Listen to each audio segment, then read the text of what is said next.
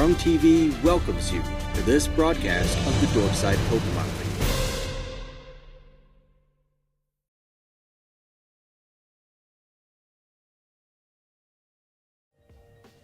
I did the thing again. I forgot to hit the button to go to the thing. I didn't hit the stream start button, and I just hit the scene. I did it again. But I remembered to start the scene, so we weren't looking at a black screen for like 3 minutes. Did it this time.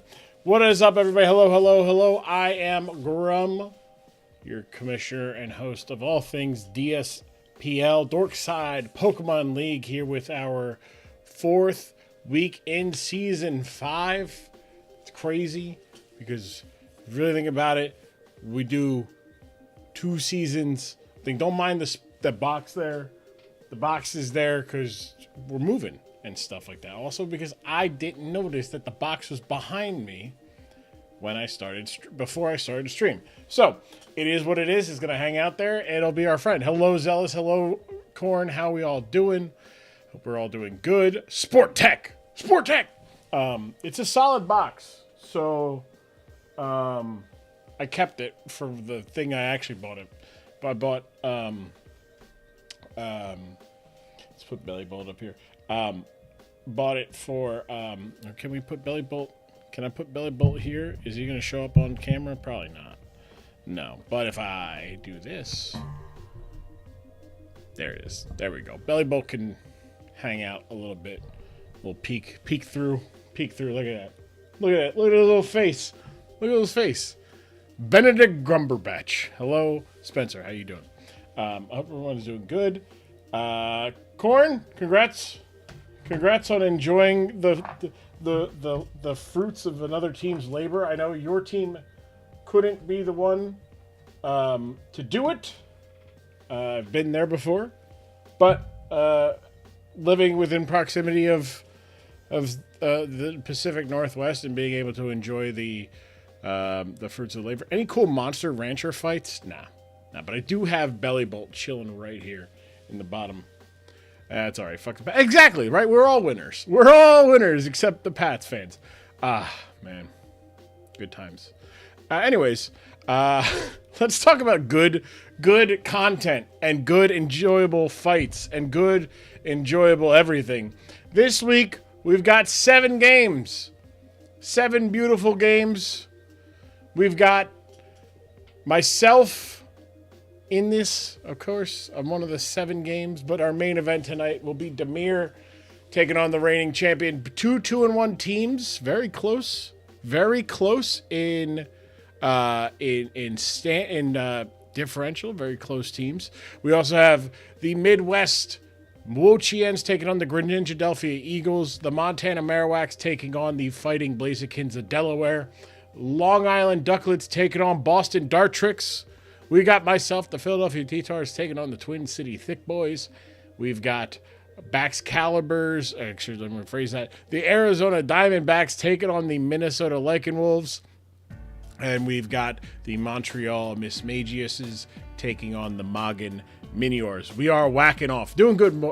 That is good to see. Good to hear. It is good to hear, Zealous. Also, thank you for hanging out.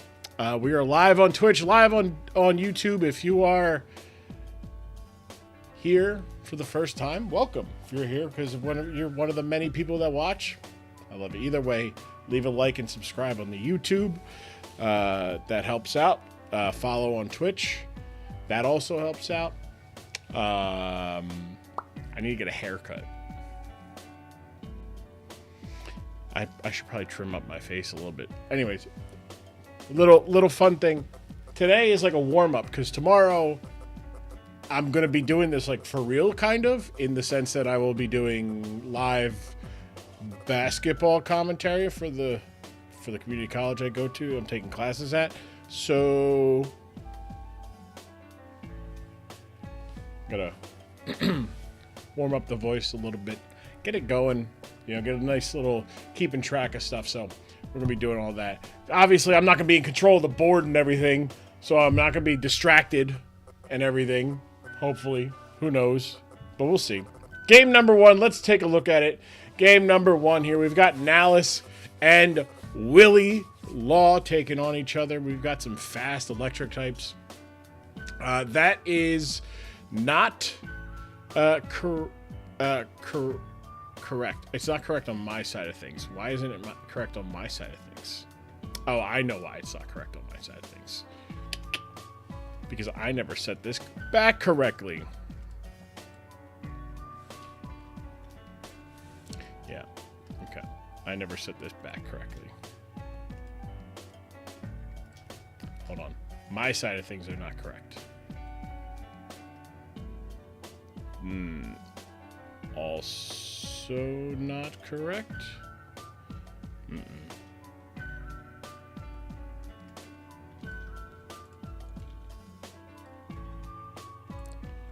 I think it just took the wrong thing. Either way, Jeff Van Grumdy. Yeah, I'm gonna be doing that's not right either. I don't know what's going on here. I don't know why it's not giving me the right thing. Can I go over here and then it goes correct? It's not gonna do it, is it? No. See, like I said, if I was behind the board myself, this would be great. Okay, so this should actually be -7.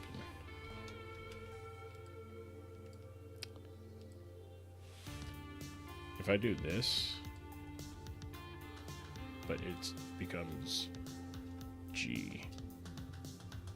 There we go. Oklahoma City Grumder. That's not bad. That's not bad. I can get behind that one. I can get behind that.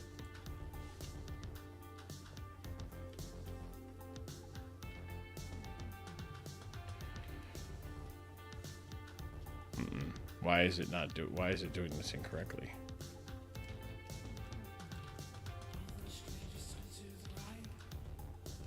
Yo, why? It's so crazy what it's doing here.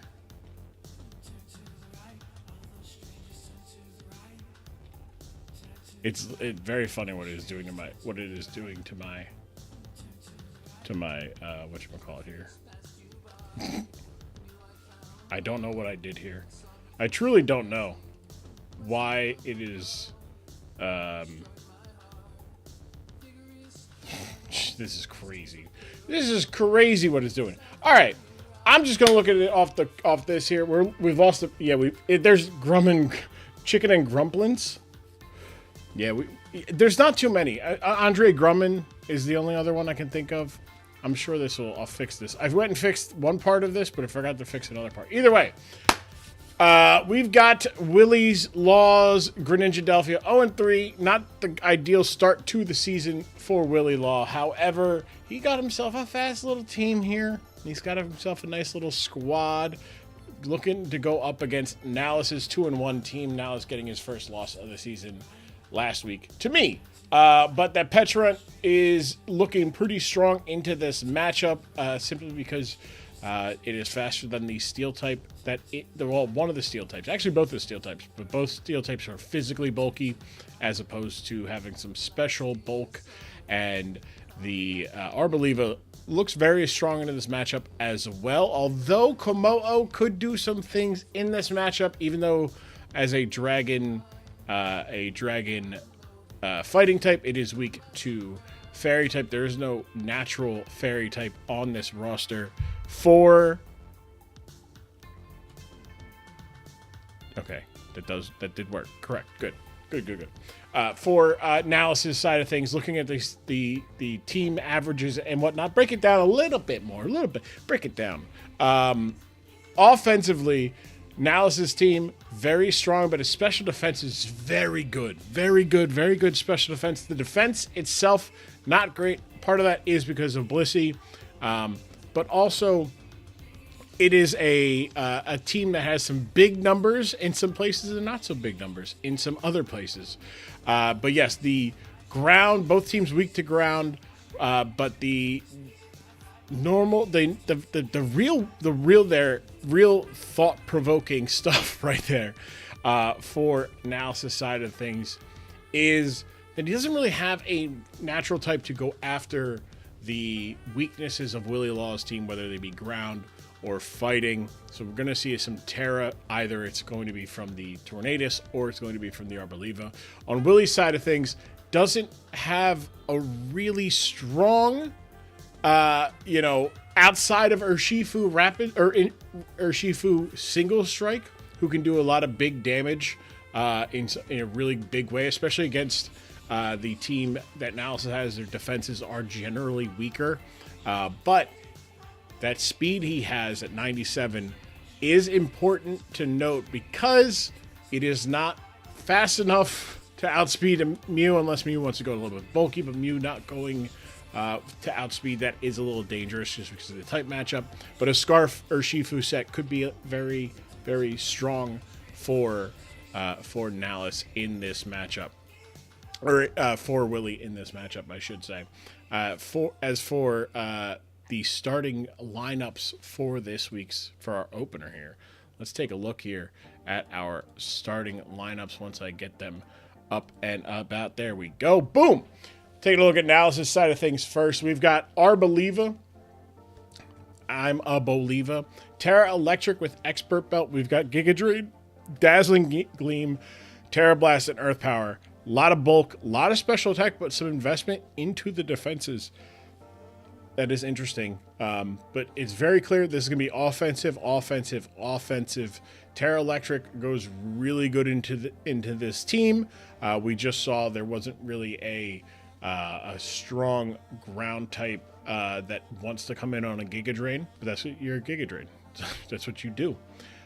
You come in on the electric. I'm going to go for a Giga Drain, and you might hit me, but I'm bulky, and as an electric type, should be able to live that. Also, Seed Sower will help nerf any Earthquake attacks. It's just Earthquake and Headlong Rush are both nerfed.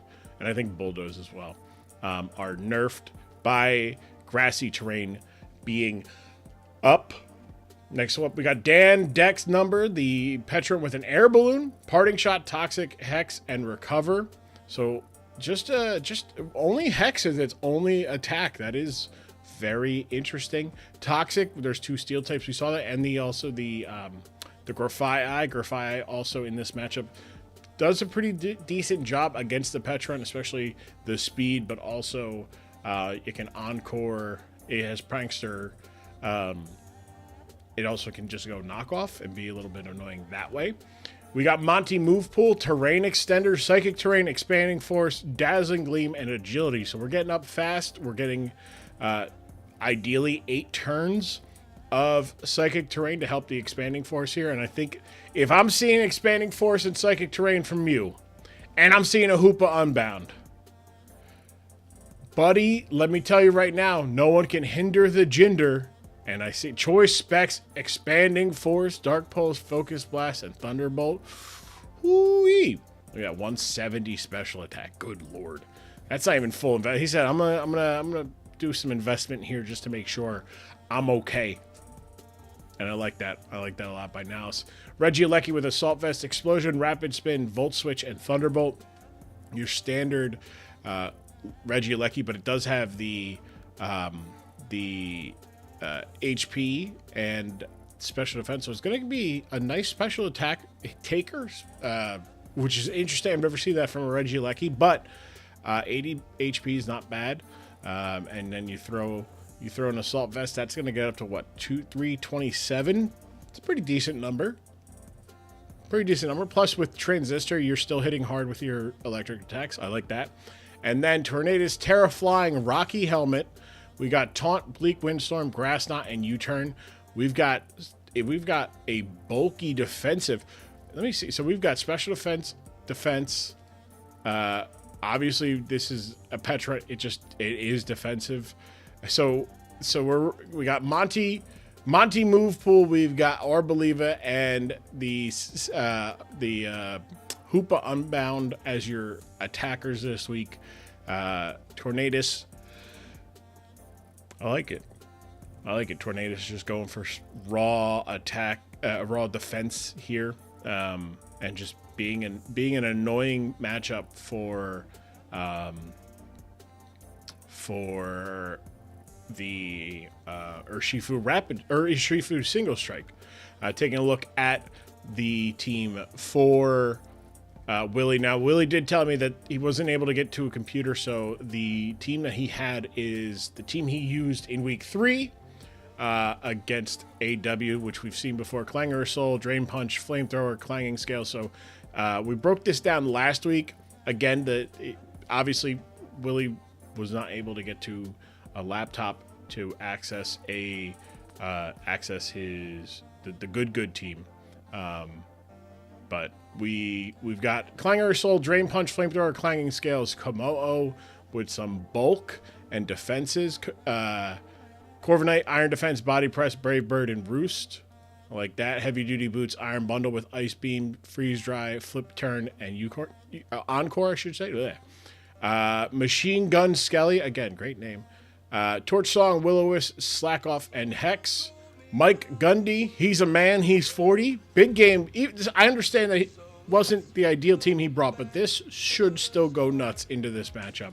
And then Address Me, the Kaparaja, Sheer Force on Heat Crash, Heavy Slam, Earthquake, and Stealth Rocks from Kaparaja. Now, this is where the heavy metal would be the ideal there. But I don't think I caught that the last time. Oh. End of a long day. I apologize for yawning. So, without further ado, let us get our first game of the week going here. As we will see the Midwest Wochian and the Greninjadelphia Eagles taking each other on. And now I realized that I had this last time. I had this. The volume there. That should not have been that loud. All right, leading things off, we got a Toxic from Dan Dex onto the Komodo, who is confused and will hit themselves in confusion, preventing a potential Clangorous Soul there, as predicting a switch there, but no avail there. The Toxic taking the Komodo down to about half health. Corviknight is going to come in on the Hex and take 18 here.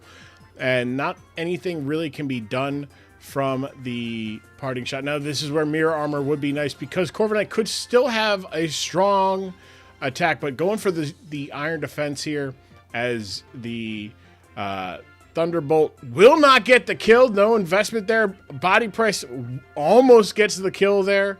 That's a nice trade. If you are Willie Law there, is going to take a massive 48% on the attack there. Bleak Windstorm coming out missing, but a critical hit on the Wicked Blow is going to bring it down even though, so it gets a little bit of chip there, some more chip there, getting it in range.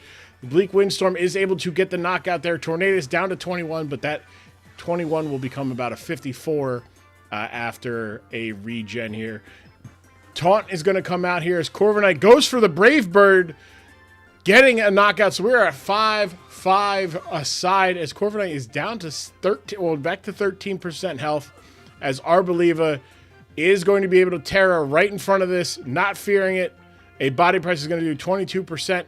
Brings up the Sowed Seer, which is going to give Arboliva a little bit more health as Terra Blast takes down the Corviknight, giving Nalus a 5-4 lead. Pharaoh comes back out for a Flamethrower, which is not going to do too much. Dazzling Gleam, on the other hand, will do plenty, and it is a 5-3 matchup here. Skeledirge, on the other hand, can do some damage here. Skeledirge gets the Hex on the predict big damage on Dan Dex as the Toxic is going to come out and confuse the Skeledirge once more.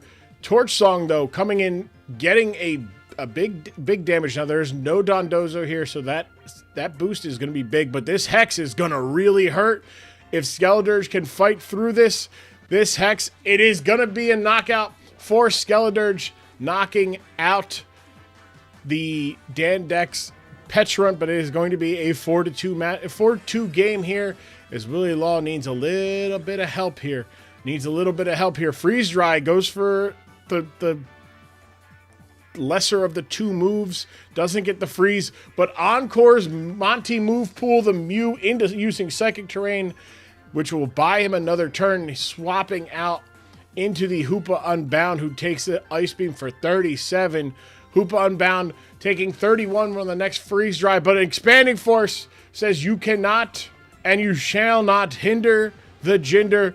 The Maharaja taking on the Kaparaja. Expanding Force doing a big 82 there, but Heat Crash not doing enough there to get the knockout, as Expanding Force will get the kill, giving Nalus a 4-0 victory. Whoo-wee, look at that. Look at that. You love to see it. Look at that Arbeliva looking big there. The number 1 star of the matchup. 2 knockouts for Arbeliva, 1 knockout and 2 statuses for the Pecharunt, and 1 knockout for Skeledirge there. The Greninjadelphia will fall to 0-4 at -18 with a sitting in 13th. Their next opponent is going to be Ash, who plays later, as does Nalus' opponent Bask. Obviously, this is the first matchup. So they all face off. They all have their opponents. They're the first ones. So their opponents have not yet played. Nalus moving to 3-1 with a +9 differential, sitting in 5th place. Joining me now is the winning general manager of this matchup, Nalus of the Midwest. Wochen, welcome. Hello. Hello. Congrats on the win. I do apologize if I sound congested. I do have a bit of a head cold at the moment. That's fine. It's all good. I was not in any shape this weekend for anything, really. So it's that time of year. Congrats on the win. Thank you. I was really surprised to see that Kaparaja lived that Choice Specs Psychic Terrain boosted Expanding Force from Hoopa Unbound. Yeah, no, that's fair. What was your reaction to that? No, I expected it. It is still a Kaparaja after all, so its special defense isn't the best, but its HP is off the freaking charts, and yeah, I don't expect to one-shot a resisted hit, I guess. I knew that was going to happen. I could have saved Tornadus. Tornadus didn't need to die in this game. It could have been a 5-0, but I wanted to make sure that Corviknight just couldn't get a roost off, even if it wasn't what they went for. Mm-hmm. No, it was annoying. It could have been very annoying, that Pokemon. Oh yeah. So I just wanted to make sure that it was no healing here. I'm gonna just do that real quick. But yeah, this was a weird match because I put the whole team together. I even sent you a screenshot of the teams next to each other, and was like, God, Terra Electric Arbeliva looks crazy here. And you were like, that does kind of that does kind of run this team, doesn't it? And then the night before, I looked at the rosters again to be like, let's just make sure that I don't pull an Aron and forget to include something and I realized that I had not put Urshifu Single Strike into the team planner. Yikes. And so I had to fucking midnight to 2 a.m. I'm just rapidly looking at calcs and I need to live these things, and that's how I ended up with max defense Tornadus. I was wondering, because those are some interesting sets. The AV max special defense Regieleki was you don't normally see Regieleki in a defensive with AV. Maybe you'll see it with this way it can get up screens or something like that. But going full-fledged, I'm just clicking Volt Switch, Thunderbolt, and maybe a Rapid Spin, and then fourth move is Explosion, or Ancient Power, whatever the 3 moves. Yeah. It'll use other than the other ones. But I really liked those sets. I thought this was the kind of matchup where Psychic Terrain could really be really strong, especially against the Urshifu, preventing Sucker Punch. Didn't really need it, as it turned out, but I wish Tornad landed that first Bleak Wind, That would have been nice. That would have been nice. Would have made the difference of 4 to 5. But hey, a win is a win, right? And next week you take on Basque. You take on a long-standing member of the DSPL. His team is kind of chubby. Is a little big, a little thick. He got a fat team. You got a fat team.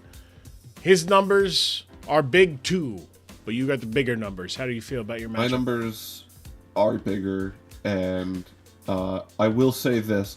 The fact that Clawitzer and Toedscruel are both Pokemon legal and like at the top tier of the quote-unquote Shitmons League that you and I are both in, and the fact that I know I'm still terrified of them. Clawitzer. What a guy. What a guy. Fully recognize that this Toedscruel is going to threaten a slow spore on something, and I'm going to switch an Arboliva and get Sludge Bombed, and I'm going to absolutely regret my entire life. Just going to eat the worst Sludge Bomb. You'll be like, I should have saw this coming. I should have seen it coming. I called it out like in the interview, and it still happened. That is true. That is true. Before you go, there's a question from the audience. Was it your goal to be as frustrating as possible, or for everybody to hate him? I will say that the goal more so is the question is more so in the first part of there, which is the frustrating as possible. The second one, I believe, is more of a joke or a commentary on how fucking miserable it is to face your team. As somebody who has faced your team, it is miserable to prep for your team. It is. You fucking swept me 5-0. It was still miserable to go up against your team. It didn't make it easy, you know. I had to run Metal Sound, Giga Drain, Empoleon for Dondozo, and you mean Grass Knot. I mean, yeah, but I figured you would have investment into HP. I needed it wasn't going to be pretty. No, I think that our game goes significantly different if I just know that Empoleon has Grass Knot. That is true. Can learn it. Like I said, the team you have is a miserable bastard. Was it the goal to be as frustrating in team prep with the team that you have? Like, I know you drafted. I was gonna say, I know you drafted all the big numbers, but you just turned out to actually make a frustrating face. The goal was exclusively to just draft the big numbers, and then Regirock got stolen, so I was like, well, I can't just do the big stat numbers anymore, so I have to extend the theme a little bit. And it just so happens that Pokemon like Dondozo and Pecharunt fit into that theme, because biggest dex number, largest available Pokemon, because Wailord's not in the game, and what else was there? And Mew, Monty Move Pool, over here, just is a nightmare to prep against as well, because who the hell knows what's going to happen with it. So many potential moves. Like I've brought Trick Room, Misty Explosion. I've brought set up his own Psychic Terrain with Terrain Extender, Expanding Force, Offensive Mew. I've brought Sword Stance, Flame Charge, just like Expert Belt Mew, and all of them feel like they've done some amount of work. Miss Mew could have done a lot more work against you if I just clicked Flip Chart instead. I think the thing with like Mew is making a case this season to be one of the best support Pokemon in the DSPL is like just the fact that it can do so much. We've talked about. I've done not a great job. I've done a lot of talking about like the other Pokemon, like the Pokemon that's set up. Yeah, you have your Kyurem, you have your Ogerpon, Wellspring, you have your Heatran. These Pokemon who have put up historic numbers, but like they need one or two Pokemon to like put in work without like registering it. You know, like they clock in, and you go, oh hey, what did they do today? It's like, oh, they got everything for the guy to make the boxes.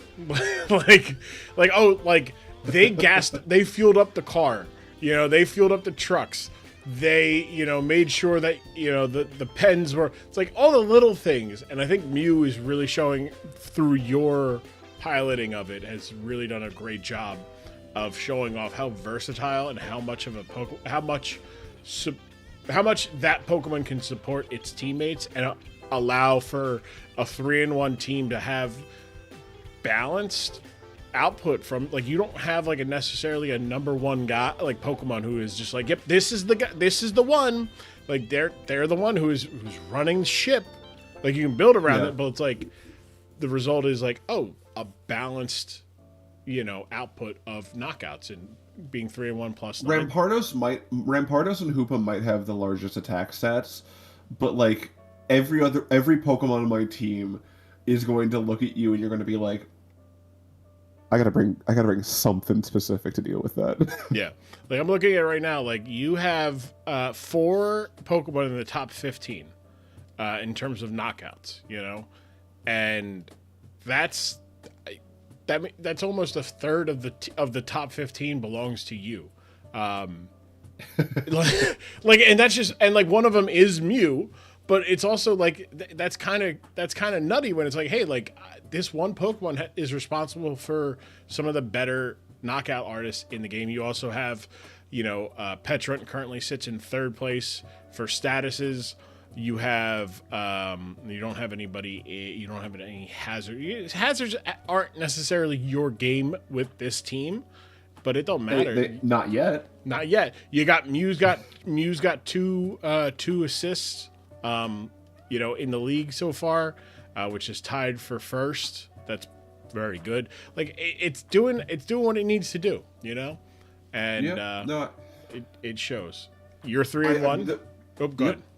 Mew has shown me, and I've drafted Jirachi in a previous league that me and my friends ran that I won. That I just think I'm gonna start drafting the Pixies more, because I just think they're really neat. And just having that 100 across the board kind of stat distribution, you can just go wherever you want with it, and it's hilarious. Yeah. Being able to really have a different sets every week is big. Nihilus, congrats on the win, 3-in-1. As we approach the halfway mark in the DSPL Season 5, congrats to your win, and we'll see you next week. All right, see you next week. Bye. That was General Manager Nihilus of the Midwest Wochiens, winner of our first game of the week. On to their second game of the week. It is Cornman. It is Hob. 2 teams, both 1-2, -4, right next to each other in terms of the standings. But both of them wanting to be on the other side of that 8th seed. And hopefully they start their climb towards the playoffs here. Taking a look here at Cornman's and Hobbs' matchup. Obviously, the speed advantage is going to be in Hobbs' favor. It is going to be in that way for almost all the season, unless he changes some things. But that is rare for Cornman. That's going to be rare for Cornman in this season to not have the speed advantage as a team. Hobbs' team, I plan on doing. That's right. That's right. Exactly. Talk to him, Nihilus. Talk to him. Cornman having himself a strong matchup here against Hobbs' team. The Terra Ogerpon and the Terra Regirock going up against Terra Espathra and Terra Terra Dreadnought. The teams, the weaknesses, they are here. I'm looking at this. This don't seem right. This should be doing something, a different number, right? Yeah, this should be not. It should say ground on my side. Weird. Okay, yeah, ground and rock are the weaknesses for Hobbs' side of things, which is not great when you're seeing a team that has a Garchomp and a Regirock on the other side and a Glamora as well. Not good at all. I think I also need to remove. I think I'm gonna have to remove both poison or strength as poison and normal from these calculations, just because they just can't. It can't be there. They just everyone's good against them. for the most part. Either way, though, on the other side of things, Hobbs' team, ground and water. I have every. That is true. Johnner is one of few who have made the season or made the DSPL playoffs every season in the league history. I think it's him, AW, and I think it's him, AW, and Oren. I think are the only three that have made the playoffs in every season. I think Hobb missed it one season. Korn missed it the first season he played. Yeah. That's true. That's true, Dallas. But on the Korn side of things, weak to water, weak to ground, which that Dreadnought looks terrifying. And it should be. That Dreadnought is the slowest Pokemon at 74, but the... yeah, that's true. That is true, Korn. You did take over halfway through. I will. It is an asterisk. As far as full seasons played, yes. Korn's up there. I will, yeah. Dreadnought, yeah. 115 physical attack, which goes right into Cornman's stronger of his two defenses, but that kind of prep is going to make it so that you can take advantage. Hobb should be able to take advantage of that and allow the Dragapult, the Espathra, and the Iron Jugulus to really kind of cook here. The Excadrill can also do some nice things here in this matchup. It does have the ability of Mold Breaker, so it can actually, I think it can use Earthquake without triggering the Toxic Debris. I think so, because it's like the same as Flame Body. That's what I was thinking. But can we see if each general manager took advantage of their matchups? Taking a look at Cornman's 6 here. We've got Mandibuzz with Knockoff, Tailwind, U-Turn, and Roost. Defense. We'll be able to sit here really good into the ground type Pokemon of Hobbs' side of things. Tinkaton with Eject Button, Pickpocket, Stealth Rock, Knockoff, Encore, and Gigaton Hammer. We've got some speed investment here that'll be able to outspeed that'll be able to outspeed. I'll see all the cool kids are here on Twitch. The cool kids are wherever they want to be now, so you can be on the YouTube if you want to be on the YouTube. But leave a like and leave a subscribe on the YouTube if you're watching on YouTube. If you're a cool kid watching on YouTube, that's how you can be a really cool kid. If you're a cool kid on Twitch and you're already, hit the follow button. I appreciate it all the same. Tinkaton just being a very good special sponge here. I have both open. You're that cool. That is the coolest. Tauros Paldean Aqua, aka Tauros Aqua, the Water Bull, Assault Vest with Aqua Jet, Raging Bull, Iron Head, and Close Combat.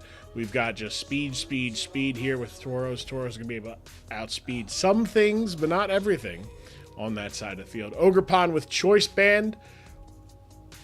That Terra turns it into now having a Choice Scarf as well. With that, or Choice Scarf speed with a Choice Band power. We've got Ivy Cudgel, Play Rough, Knockoff, and Stomping Tantrum. So we are just going to hit hard with this guy, with this girl, I should say. Sorry, this girl. Ooh, Korn having a unoptimal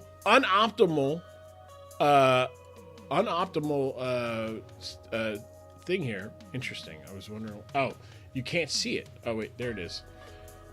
Could have used a different nature to get 28 more EVs. Will it matter? Who knows? Who knows? Loaded Dice, Earthquake, Scale Shot, Stone Edge, and Crunch. That's just the Garchomp kind of way. Interesting though, going more bulk and then relying on the Scale Shot to get its speed up to a point to where it needs to be. And then Glamora with Power Herb, Toxic Debris, Meteor Beam, Mortal Spin, Earth Power, and Sludge Wave. We're doing speed with these next 4. Well, some bulk on Garchomp. Take advantage of its good bulk and pretty solid typing. I mean, obviously you're weak to Ice, Fairy, Dragon, but you know you have some general resistances just as a Dragon type. Although Water and Ground. Either way, solid Pokemon there. That Garchomp. Let's take a look at Hobbs' team. Mold Man, Focus Sash, Stealth Rock, Rapid Spin, Iron Head, and Earthquake with Mold Breaker. We're getting a lot of damage going with this. 405. Golly. Golly, that Pokemon is nutty. Fleetwood with an Assault Vest, Beat Up, Poison Jab, U-Turn, and Play Rough. Max HP, max defense. That Assault Vest is going to take advantage of its naturally high special defense. So we're looking at a Pokemon with high defenses. So many high defenses. It's not even funny. Jugs, the Iron Jugulus with Booster Energy, is going to get a Booster Energy on its speed this week. Earth Power, Flamethrower, Dark Pulse, and Flash Cannon. Then we got Crunch, the Dreadnought with Focus Sash. Crunch, Liquidation, Ice Fang, Shell Smash, Terra Water. I don't think this is right. Hold on. I think I'm looking at the wrong Hob team. I think I'm looking at the wrong Hob team. That I am. I am looking at the wrong Hob team. I got the wrong one there.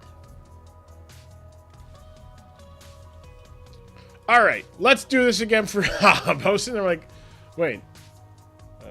No, I was looking at the right one.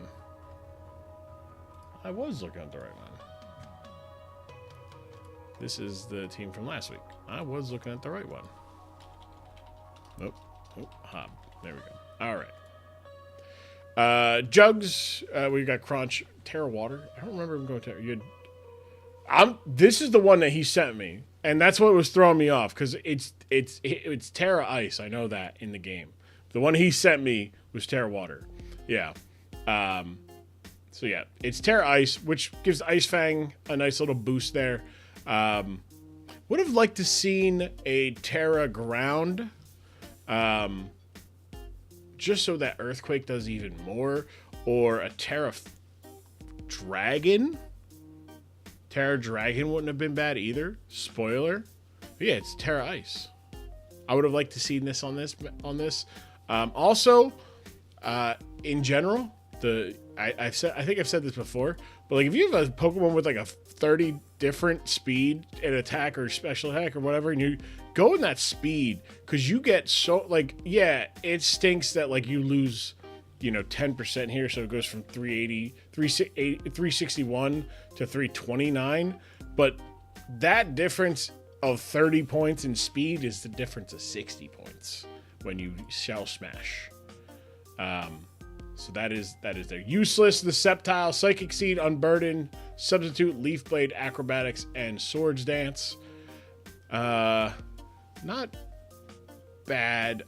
The problem is it doesn't. I mean, it does get things for a Steel type. We're looking at what the Tinkaton, like it does get Earthquake. Wouldn't be the worst. But you only have room for two things, and Acrobatics is doing a lot of damage immediately. Leaf Blade is a stab move. It's tough. He's tough. And then in Duty, Expanding Force, Dazzling Gleam, Psyshock, and Hyper Voice, Choice Scarf. We got some speed and special attack investment there. So good on you there, Hob. Let's see. Weird. I don't know why that did that. Where it did that. That was weird.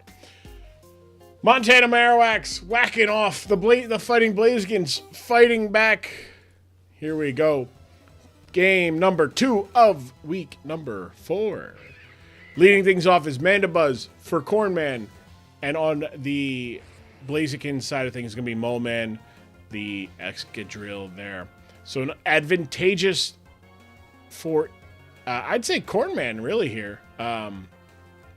Cornman, there's not much that the Mole Man can do. Knocking off the Focus Sash, big damage there, as Mole Man is going to just go for Iron Head, but the Mandibuzz, bulky. That's a thick bird. Tailwind is going to now give it the ability to outspeed this Mole Man, as a U-turn is going to bring in, let's see who we're getting. It could be a Tinkaton coming in here because it's pretty safe, but Garchomp coming in here. Garchomp, not bad. It is going to be faster here. Mole Man going for the Rapid Spin, but is the Mole Man going to be faster than the Garchomp? That's the question here. And even with the Tailwind, no. The answer is no. Mole Man not being able to outspeed a +2 Tailwind, even at +1. That speed difference does matter. Garchomp getting the first knockout of the game for the Montana Marowaks, and Cornman, who now looks at a Garchomp staring down Jugs, the Iron Jugulus. Glamora coming in to eat a Dark Pulse, but unfortunately that Dark Pulse, that second Dark Pulse, is going to be able to do enough damage. The Tailwind is now gone, and Glamora going to find itself switching out once more. Tinkaton coming in. Tinkaton going to eat the Dark Pulse, goes for the eject button though, now switching out to a more advantageous position, that being the Ogerpon. And Ogerpon will outspeed this Iron Jugulus with the speed boost from the Terra. It is choice banded. It is going to go for Play Rough, and it misses the Play Rough. Jugs avoiding the Play Rough. Can he take advantage of it? Going with Flamethrower over, going for Flamethrower for the reliable damage. 62% damage there, but the Play Rough this time will land. The Choice Band will get the kit knockout there as Jugs goes down. It is now a 6-4 matchup in favor of Montana as Dreadnought is coming in. Dreadnought, this is what I'm saying. I don't know if that outspeeds. Going for Terra Ice, gets rid of the weakness to the Ivy Cudgel. It is choice banded. It is doing 55 with the Play Rough, which means Play Rough, if it hits, is going to definitely get the kill, especially with the drops there. Crunch coming in.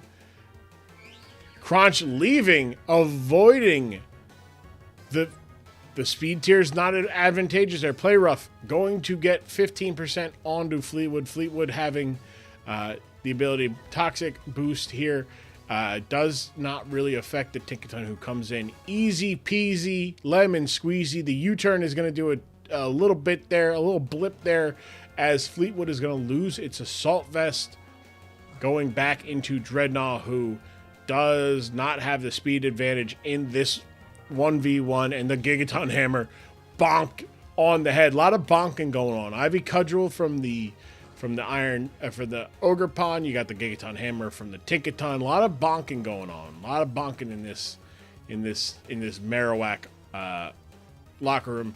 It is 6-3 as Indeedee comes in and immediately leaves, allowing Sceptile to come in, getting its special defense to boost, as a knockoff does minimal damage to the Sceptile, as Sceptile could go for an Earthquake here, threatening a knockout potentially there. Mandibuzz comes in. Smart call by the old Corn Man of Corn, as Swords Dance will be the play of choice by Hob here, as his Sceptile is safely behind a substitute. Mandibuzz going for the Tailwind to neutralize that Unburden boost, as every Pokemon will be 2 times the speed thanks to Tailwind for 2 more turns. Useless going up to +4 as the Ogerpon gets the rock damage. Useless not going to be fast enough here, as the speed boost from the Terra as well as Tailwind will allow to outspeed. An Ivy Cudgel, big critical hit, massive critical hit, taking Fleetwood under half health, within range potentially of another Ivy Cudgel. Ivy Cudgel hits again, another critical hit, back-to-back critical hits, giving Fleetwood the knockout, I should say, giving it a nap time, as it is going to be a 6-2 matchup. There is no speed boost from the Sceptile no more. Indeedee coming in with the Choice Scarf, though, will be able to not outspeed the Ogerpon, who presents another bonk again for the Indeedee, who is outsped. And the Psychic Terrain comes up. Useless comes in, and Useless is not faster. The Ivy Cudgel gets the knockout, And that will do it. A 6-0 victory for your Montana Marowaks. As the Montana Marowaks will take a record jump to 2-2 plus 2. Frozen? What's frozen? I'm frozen? Stream frozen? Is stream frozen? Let's see here. I had stream up on one of these times. Hold on. I don't like how if you're not watching it on I should be able to just see where I am live on YouTube, like in my stream. Nope, YouTube's good, and the stream, the Twitch stream is also good. Nope, we're good. Nothing frozen. Okay. 4 knockouts for the Ogerpon, 1 knockout for Garchomp, and 1 knockout for the Take-A-Ton in a big 6-0 victory. The Blazikins will drop to 1-3, -10, as the Montana Marowaks will go to 2-2. On to the other side of the 8th seed with their 7th seed. Currently, they're going to be taking on me next week. I'm sending it back down. And then Oren will be taking on the Delaware Fighting Blazikins. Hob will be taking on the Montreal Miss Magiuses next week in an effort to get back closer to 500 there. Joining us now will be the winning general manager, Mr. Cornman, the man of corn, the man of maize, the man who is now 2-2 after not a great start, but now is 2-2. Cornman, the general manager of the Montana Marowaks, and we're all whacking off. We are whacking off, Grum. That is right. That's right. We whack off here on the DSPL and Grum.tv. Congrats on the win. Big win for yourself. I know you and Hob have a friendly rivalry, and feels good. It must feel good to have a big win like that. Yeah. I mean, anytime you can, get out of a week of the DSPL with a win, it feels good. But 6-0s have a little special spice to them, They just feel. I don't want to say disrespectful, but they just feel good when you have a nice win like that, nice commanding victory. Were you?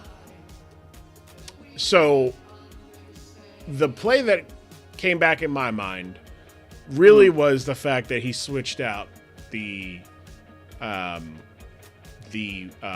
who you call the Dreadnought after the Shell Smash. You played that though in a way where you weren't afraid of that per se. If he had actually done the math on his own, if he had just gone Max Jolly, I do believe Ogerpon does not get the thumbnail this week. No, yeah. So definitely wouldn't. What was the? Was it just that, hey, something's going down here, and I'd rather it just go Ogerpon go down here because I can, find a way around this? Or what was the thinking of staying in against a plus two Dreadnought? Yeah, it was a little bit of, I knew Adamant wasn't going to outspeed. I knew Jolly would have. I knew something was going to be taking a hell of a lot of damage from a plus 2 Dreadnought with, what I likely thought was Strong Jaw. And with the Terra Ice, it's been shown in weeks 1 and 2 that ice moves really run through this squad as it's currently constructed. The plan was to just sort of stay in and get information. That was the thing, is I'm going to sort of call the bluff. He's run Adamant Adamant Dreadnought so far this year. So I'm just gonna see if I outspeed, it might be wraps. If I get outsped, I can bring in Aquatoros with an Intimidate next turn, lower that attack, like play things a little bit safer afterwards. So I wasn't too concerned about it spiraling completely out of control. But it's nice that I didn't have to worry about it. He just switched out. So yeah, we're just taking a look at it again. The play rough, the first play rough missed. Yeah, that sucked. And what I thought was interesting is the decision he made here, which was to shell smash. Probably because he thought you were going to, like, he was focus sash. Yeah. He lives a hit no matter what. And I thought he was, when I saw this and I'm watching it, I was like, oh, he's going to go for an Ice Fang. And then he goes for the shell smash. And it's like, oh, well, he should be faster. And then I obviously, for context or transparency, when I'm watching this the first time, I see the chat where he's like, oh, I did the calc wrong. I did my speed wrong. Yeah. But when he goes to Dreadnought, I'm like, okay, he's going to go straight he's going to go just for the attack, go for the kill. But then I'm like, oh, okay, he's going to force you to switch out, Yeah. And it's like, oh wait, no, you stayed. Oh no, I hope. Like Corn either just gave up a setup here or he lost his Ogerpon, which, as we saw, did crazy damage in this matchup, especially the back-to-back critical hits on the Pheasantipity. After the first one, what would you say, like scale 1 to 10? How good were you feeling that you were going to get that second one? Because you may have gotten a knockout without the crit on the second one. I think the second one was guaranteed. Okay. It was close though, but I was doing like 37 to 45 or something like that on the calc. Ooh, and I think he ended up with like 32 or 33%. Like, so I think it was like the first crit definitely mattered to get him to that point because I think it was a roll to 2-hit. Or maybe it was even just a 3-hit without the crit.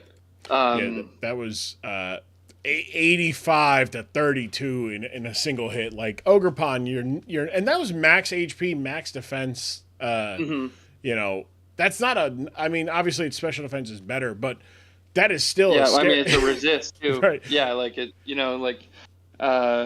Slender resist and got sturdy with it. The power of that Pokemon. It's incredible. So you did make a request that it got the thumbnail.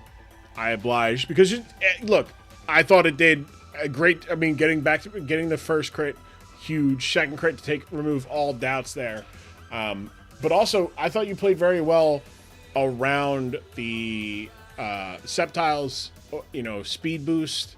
Because really, it was down to Tink was really the only thing that could get in the way of it.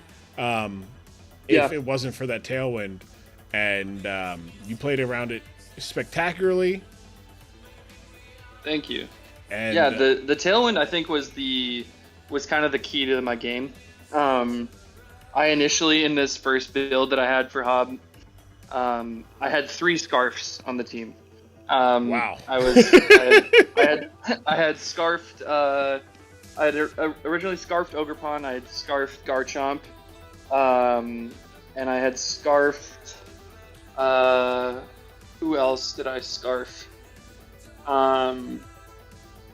It might have been Glamora. Initially had a scarf, and I was like, I don't know. This is a lot of choice items. This is a lot of investing in speed to out to surprise and outspeed like a Dragapult or a Sceptile or something like that. And then I was like, you know what? I should just fucking throw Tailwind on Mandibuzz and just be kind of playing with my speed that way and invest in some other areas. So that was kind of where I had gone in the game planning, and that unlocked the entire game, and that's why the battle unfolded the way it did. Getting rid of Excadrill that early, massive, and then being able to outspeed Unburdened Sceptile, also just real good. Yeah, I thought one of the better usages of Tailwind that I've seen in Draft League, and I mean the prep work you put in definitely came forward. Next week you're taking on me. What would you like? What would you like to say about your opponent next week? He might be staring at the camera right now. But it's what I'm looking right at you. I know you can't see me, but my eyes are locked on the phone screen. No, I'm excited. Your team is really tough to prep for. I've been kind of on this one for a little while, just sort of like kicking some things back and forth, having a tough time finding a sixth mon for the roster.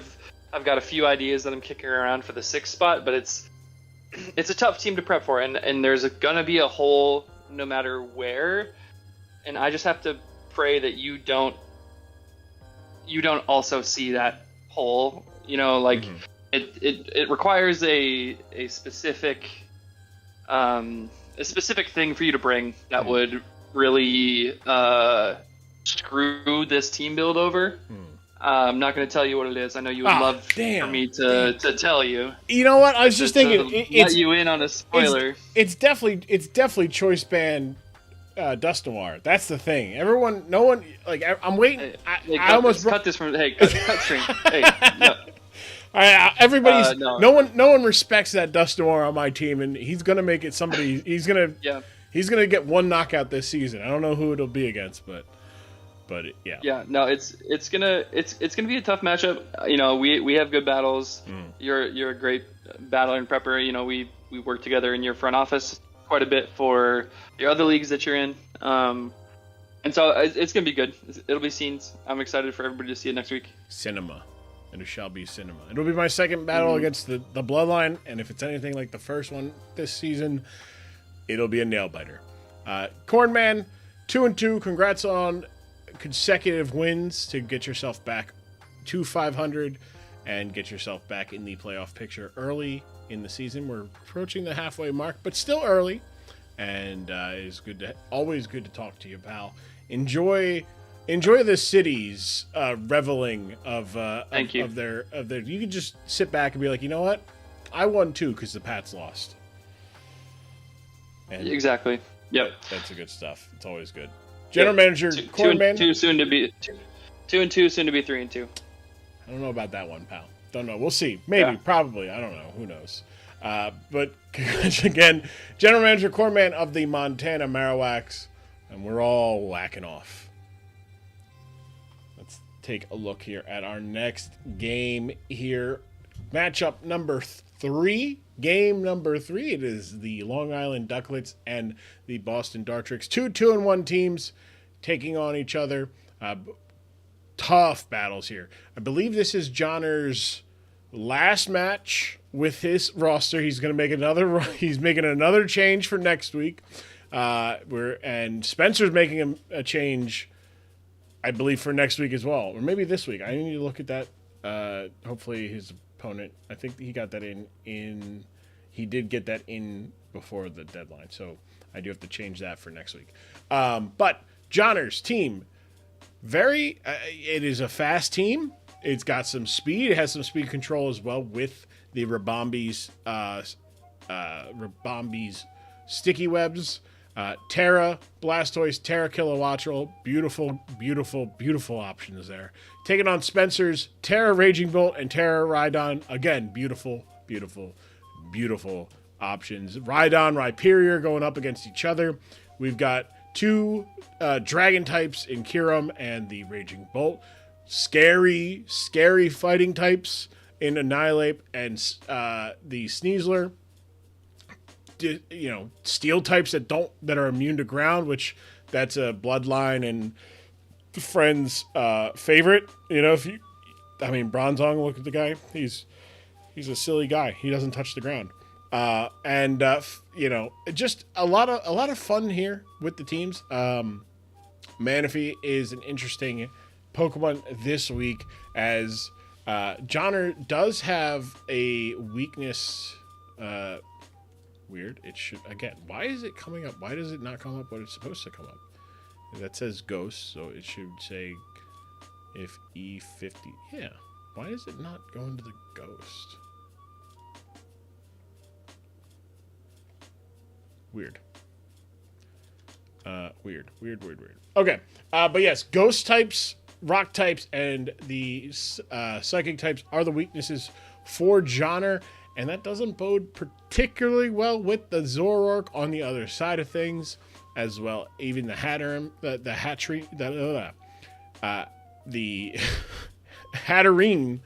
I've been trying to work on my filling out my living dexes, and I kept saying Hatterene. It kept coming to mind there, but it's not Hatterene, it's Hatterene. But they also the rock type where that could become a problem if Spencer finds an avenue he wants to take with a Rhydon set here, potentially a Swords Dance Rock Polish set. Could be something to be mindful of. But on the other side of things, Spencer's side, weak to ice. Not as daunting, but that Kyurem is scary. Can do some really mean things. But ground type, very Rhyperior can take advantage of that as well.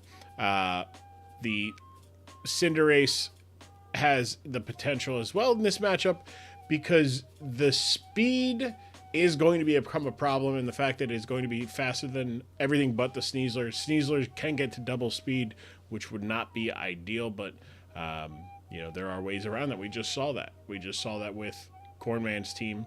The webs can really mess with that because it's double whatever the -1 speed is, so it's like a minus.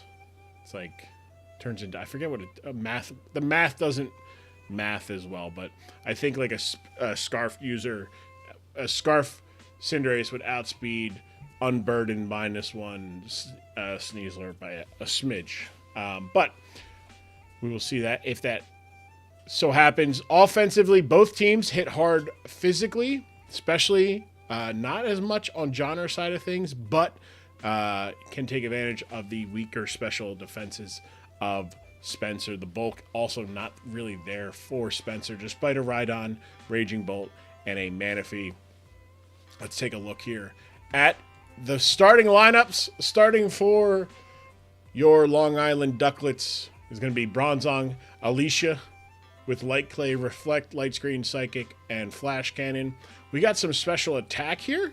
So we have a little bit more of an offensive variant. We're going to do a little bit more damage here with Bronzong. I like it. Levitate, as always. Very good. Marshall, Kyurem, Icicle Spear, Scale Shot, Dragon Dance, and Zen Headbutt. We talked about the ice typing there. Really like the Scale Shot, or the Icicle Spear as a damage move. Scale Shot, obviously, would be, if it lands, it'd be nice because it saves you from having this Dragon Dance right away. So maybe late game when things are chipped, but Dragon Dance getting set up and closing things out, also very good. Then there's Annihilate with an Assault Vest with Close Combat, Earthquake, Rage Fist, and Throat Chop. We've got a lot of HP investment, a lot of attack investment. Going more slower here. So I'm excited for when Johnner busts open a fast Annihilate. I'm excited for that. I'm excited because it's going to catch everyone by surprise. 90 base speed. That thing is a lot It's sneaky. It is a very sneaky Pokemon. Life Orb, Kilowattrel, Terra Fairy with Terra Blast, Thunderbolt, Air Slash, and Volt Switch. So opting for the more reliable move over Hurricane. I like it. We've got some speed investment there, so we're making sure we're at 350. So we are under the assumption, acting under the assumption that the Sneasler, because I think Sneasler can get over 354, but that is interesting, very interesting. Acting under the assumption that it's going to have its Unburden. So why invest further? Just let's operate as is. Not bad. Flowers, the Rhyperior with Rocky Helmet, Earthquake, Heavy Slam, Stone Edge, Stealth Rock. Got HP out the wazoo, attack out the wazoo, 400 attack, 434 HP, lot of defense, Solid Rock, which will make super effective damage. There's 75% of the damage. So maybe that is something that helps with the a Sneasler or even like a Skarmory, right? Because you body press from a Skarmory, Rocky Helmet will let it go and do some things. Now this is something I'm going to bring up because I really like, because this does get Temper Flare. If a Pokemon gets Temper Flare as an option, they got a ground move or a move that goes. I love using Temper Flare because, especially on like a flying Pokemon that comes in on your Earthquake, you go for Temper Flare. And now it's doing 150, and then a flying Stealing. Oh boy, a lot of damage there. And then there's Pink, the Rabombi, Sticky Web, Moonblast, Energy Ball, and Psychic with Focus Sash. 352 is the speed we're hitting there. Maybe it is 350. We'll see there, right? Because I'm pretty sure Sneasler comes here. 318. So we actually don't. So we are actually going to see Daddy Longlegs. Or I don't know, that just long legs. Sneasler, Unburdened, Dire Claw, Swords Dance, Shadow Claw, and Close Combat. 318 speed will let it outspeed everything at double speed, which is nice.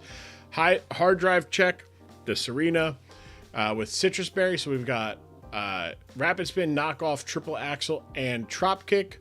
Trop Kick will always lower the accuracy or the opponent's attack by 1. So not the greatest into a Defiant Pokemon, but just click Triple Axle or don't click anything and swap out because you don't want to give 3 boosts to the Rage Fist with 1 hit.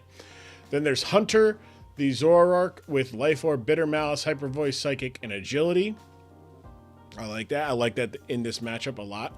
It's Alive, the Raging Bolt, Terra Ghost. Okay. Terra Blast, Draco Meteor, Dragon Pulse, and Ancient Power. Interesting. Okay. I like the Ancient Power. Just because, it hits what's his face? Rabombi for super effective. That's pretty good. You like that, especially because its other 2 moves don't. Ponyo, the Blunder Policy. Uh-oh. We're seeing Blunder Policy again, chat. Oh, buddy. We're seeing it again. Now, we saw it a couple weeks ago, or was it last week or 2 weeks ago? I think it was 2 weeks ago. Where we saw Blunder Policy on multiple Pokemon that did not care for it at all. One helped, one didn't help. Okay. You know what? That's why I saw Hatcham. Blizzard, though, is the move here. If Blizzard misses, it will get up to +2 speed, which will be very nice. And then Dimitrescu, the Hatterene with Assault Vest, Nuzzle, Draining Kiss, Psychic Noise, and Shadow Ball. Love it. Love it, love it, love it. Let's take a look here. Let's love it even more as we go into our next battle here. It will be the Long Island Ducklets taking on the Boston Dartrix. Johnner taking on Spencer. Leading things off for each person. I believe it will be Johnner's it is going to be Spencer's Hatterene first, followed by Rabombi for Johnner. So does the 2 fairy types going in. Rabombi getting out of there does not want to does not want to set up webs on himself. Shadow Ball, that's a lot of damage. 49%, that's a lot of damage to Alicia. Well, now that can't be right. It's Alive comes out as the light screen will go up for the Bronzong there. Risky there. You saw 48 before, but also it's probably faster than the Hatterene. Reflect will go up as well, as there's a switch from the Raging Bolt into the Serena as Rhyperior comes in with Reflect up, so it doesn't necessarily give too much of a damn about that Trop Kick potential. Knockoff is going to do a little bit of chip, but it is going to be able to get rid of the Rocky Helmet as Flowers. The Rhyperior will get up rocks here, which isn't too bad, but there's really not anything that the Serena wants to see less than the Annihilate, who blocks the spin. So great job blocking the spin there. Annihilate having 3 turns of Light Screen and 1 turn of the, or 4 turns of the Reflect still to go. Throat Chop's going to do 26% as it's going to lose its Assault Vest there, but that will give the Rage Fist a +1. So it is now going to be doing 100 base damage, which will do 45% to the Tropius. Now there is only one Pokemon that does not want to take, or that can come in against that. The Zoroark against that Rage Fist. Trop Kick is going to give an attack boost. That is not good. In comes the Hatterene. Hatterene is immune to the... Wait a second. That's not right. Hatterene is immune to Rage Fist. Wait, that's not a Hatterene. Damn it. That's a Zoroark. And the Zoroark lands the Bitter Malice to take out Usher, the Annihilate, before it can get really going, as that +1 with a +2, or with a 150 base power Rage Fist, but Bitter Malice in a big way taking out the Annihilate. Kilowattrel is going to come out here. Kilowattrel is going to be able to outspeed. And now we see the Hatterene for real. That's the real Hatterene. Should have known. Terra Fairy. I always say Terry Farah. It is Terra Fairy Blast, Terra Blast from the Kilowattrel, doing a nice third of the damage to the Hatterene, who takes another 30% there from a Volt Switch, bringing it down to just about a quarter health as Bronzong comes in with little to fear. Draining Kiss is going to do about 11%, giving the Hatterene back to about a third health, 36% there. Light Screen is going to go up, which will aid the rest of the team. And the Bronzong will be allowed to get another. It lives a big Shadow Ball, which is huge. Light Screen coming in big. Flash Cannon is going to take out the Hatterene. So no Reflect going up at this moment. Light Screen is going to be up for another 6 turns here as Sneasler comes in. Sneasler can easily get the killer. No, going for agility. Wait a second. We haven't seen Sneasler before. Why is that at 66%? Wait a second. That's actually it's that bastard Zoroark again. Who is now at +2. A Bitter Mouse is going to take out the Bronzong there.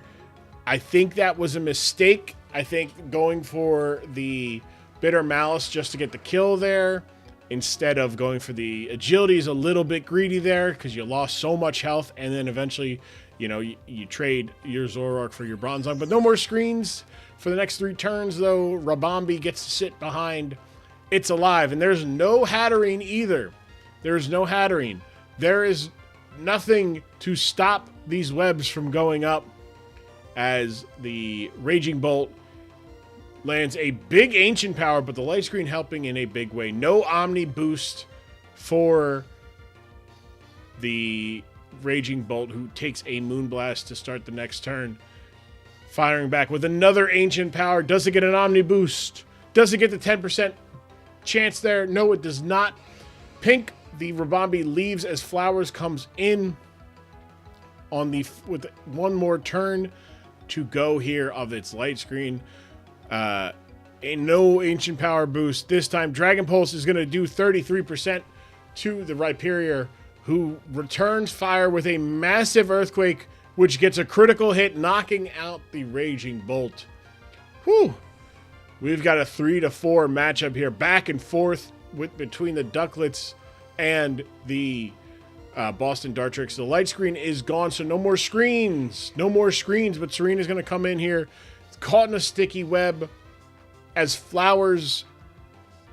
There's nothing to stop these Rapid Spin. Flowers is not fast enough to outspeed a -1 Serena, meaning that the Rapid Spin will clear all things from will clear all hazards, the rocks, the sticky webs, for the time being at the very least. And that is a trade that Spencer will give up. Flowers is going to be facing a Sneasler. Do we see another greed here? No, we don't. We see a close combat. So instead of going for the Swords Dance there, which might have actually been the play there, going for that to maybe trigger the Focus Sash, because now it is slower. It is going to take the Terra Blast, and the Focus Sash does not trigger either, giving the Long Legs will not be able to outspeed this Rabombi. And it didn't outspeed the Watchroll that it could have outsped if it had gone for the Swords Dance on turn 1. Pink comes out. Pink gets the knockout with the Moonblast, leaving Manaphy to 1v2 with a 28% Rabombi, who lands an Energy Ball for 46% health, bringing. Do we see the Blizzard coming out? It does get the knockout, so there is no Blunder Policy boost there. The next, however, do we see a miss? A miss on either side here would be beneficial. Blizzard lands, goes for a critical hit for 39%, so gonna need a lot of damage there. No Dazzling Gleam. Scale Shot will land. It will hit a minimum of 4 times, and that will be enough for Johnner to get the 1-0 victory as your Long Island Ducklets move to 3-1. A tough turn of events for Spencer there. I think the 2 biggest misplays were getting greedy for the agility on the Bronzong and losing your Zoroark, and then not going for the greed and the Swords Dance against the Rhyperior. Now, obviously, would love to hear from Johnner if he clicked Earthquake there, or if he clicked like Heavy Duty or Heavy Slammer, clicked Rocks or something there. I should have invested in HP. I was min-maxing speed on build there. Should have been more frail to pop Sash on Burden. Yeah, you gain 100% accuracy when you... That is true, Orange. You do gain 100% accuracy when you use Blunder Policy. GG's to Johnner. Hey, tough win, or tough loss, but the thing is, 3-1 for Johnner there. 2 knockouts and a hazard for the Rhyperior, 2 knockouts for the Sneasler, and a hazard and a knockout for the Rabombi. 3-1 for Johnner. He's going to face Diabeto next he's at +7, so he's sitting in 6th place currently. And the Boston Dartrix will fall a little bit. They were 2-1. They're 2-2, but then now they have a neutral 0 differential. So the definition of even, taking on Bloodline member AW next week in what is sure to be a fun battle. I just thought this match was a lot of fun. Back and forth. I think the 2 goofs there for Spencer. I think going for agility.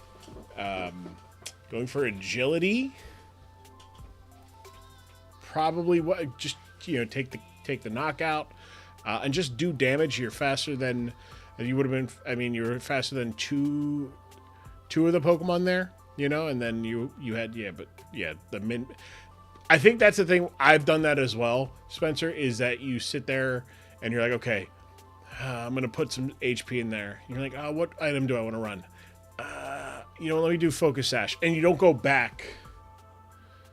You don't go back and fix that where you're like, oh, let me just boost up my speed then. If I'm going to go Sash, I need to do that. I do the same thing with like Pain Split on Pokemon, right?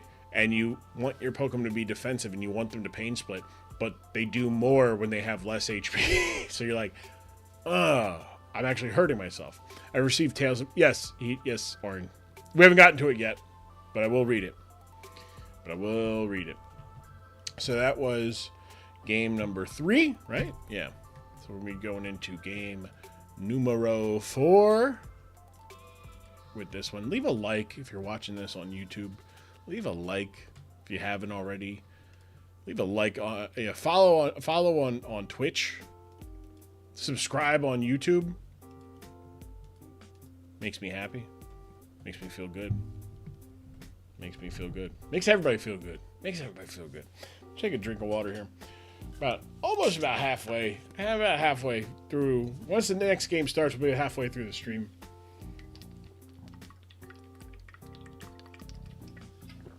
Doing a good pace. If I started on time, which I did not because of my own stuff, I would say maybe we do like an hour of shiny hunting, but no avail. We'll stick with the matchups here. It's me. It is Ash. Me at 2-1, Ash at 0-3. But this is always Ash, I believe, is 1-1 against me. I think we've only played each other twice. Maybe 1-2. I think I beat him in the playoffs. And then, yeah, I think so. I believe that's correct. Either way, big hitters here. Terra Salamence and Terra Zarude, and then two Terra two Terra Psychic types in my Farigiraf and Ash's Monkey Dory. A very fun matchup, especially when you're looking at this team. These teams got a lot of goobers. So you got some real goofballs. You got Bramblegast. You got Cyclizar. You got the goober that is Rotom Heat. Just and then of course, like, you know, fucking Quillfish is pissed off at everybody. But take a look at the matchups here, or take a tail of the tape, I should say.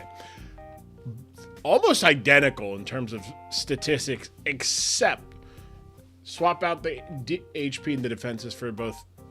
HP my weakest stat, but my defense is okay. The defenses for Ash, not. It is his weakest spot, and his HP, his bulk is pretty good.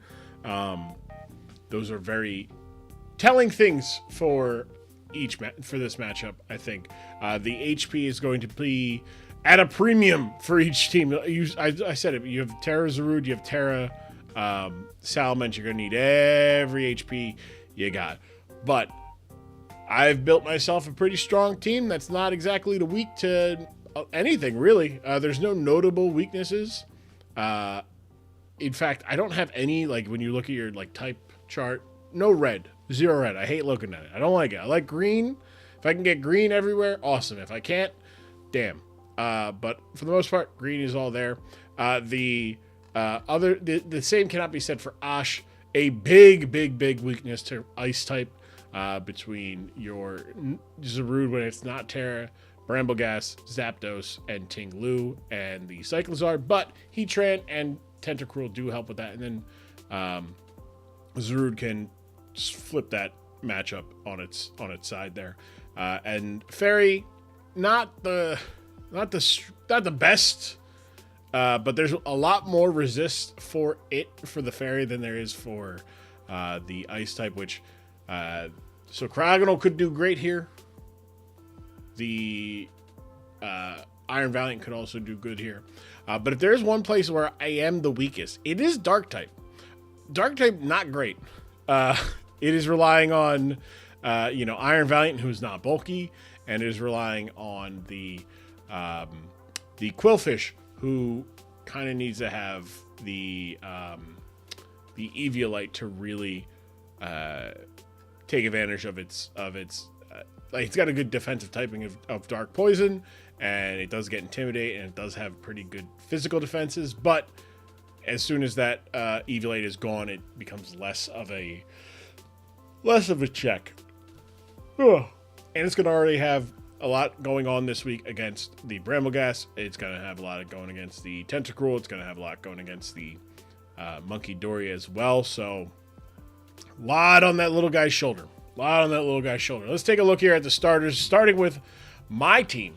We've got Luigi, the Inteleon Choice Specs, Flip Turn, Ice Beam, Hydro Pump, and Dark Pulse.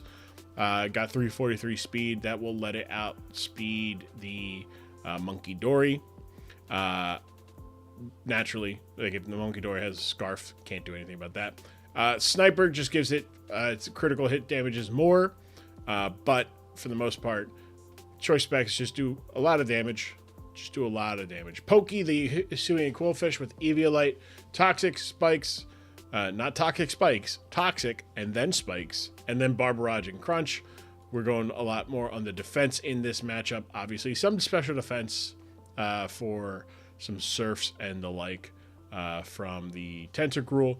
Zelda, the Donphan Heavy Duty Boots, so Sturdy will be kept intact when it comes in. Rapid Spin, Knockoff, Earthquake, and Body Press. Going full defense on Donphan. Maybe getting a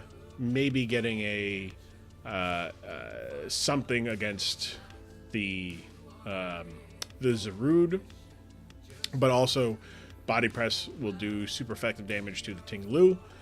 Does not have really anything for Brambleghast. That could be a problem. Greg, the Empoleon, Stealth Rock, Knockoff, Hydro Pump, and Flip Turn. Going full on special defenses here.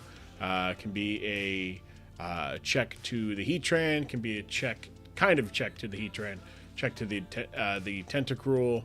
And can live some things from can live like a Thunderbolt from Zapdos. Just one though. Just one. Then there's Mandy, the Terra Fighting Salamence with Lumberry. It's for any Flame Body, Static, or even this Outrage Confusion. All good there. Again, go for the speed. Just be like, fuck it. Like, force you to outspeed Jolly with a Scarf on something. And then Hamilton, the Iron Valiant with Choice Band, Close Combat, Spirit Break, Poison Jab, and Psycho Cut. And that is outspeeding a Monkey Dory as well. Let's take a look. Did the Monkey Dory even come? No, it did not. It is Big Cell, the Grimmsnarl, Nasty Plot, Thunderwave, Dazzling Gleam, and Dark Pulse. This doesn't get Moonblast, right? That's crazy. I thought it got Moonblast. It does not. Okay. I like that. I like the, hey, you can, goes Pickpocket, not even Prankster. Ooh, okay. Pickpocket. Okay, not even Prankster. Actually, I do think it's Prankster, though. I'll have to look at it again.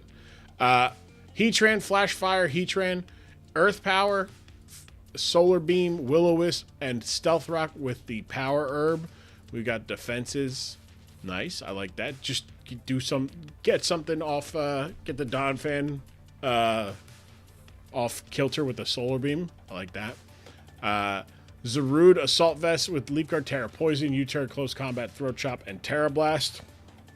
Said fuck you to the Iron Valiant. I like that.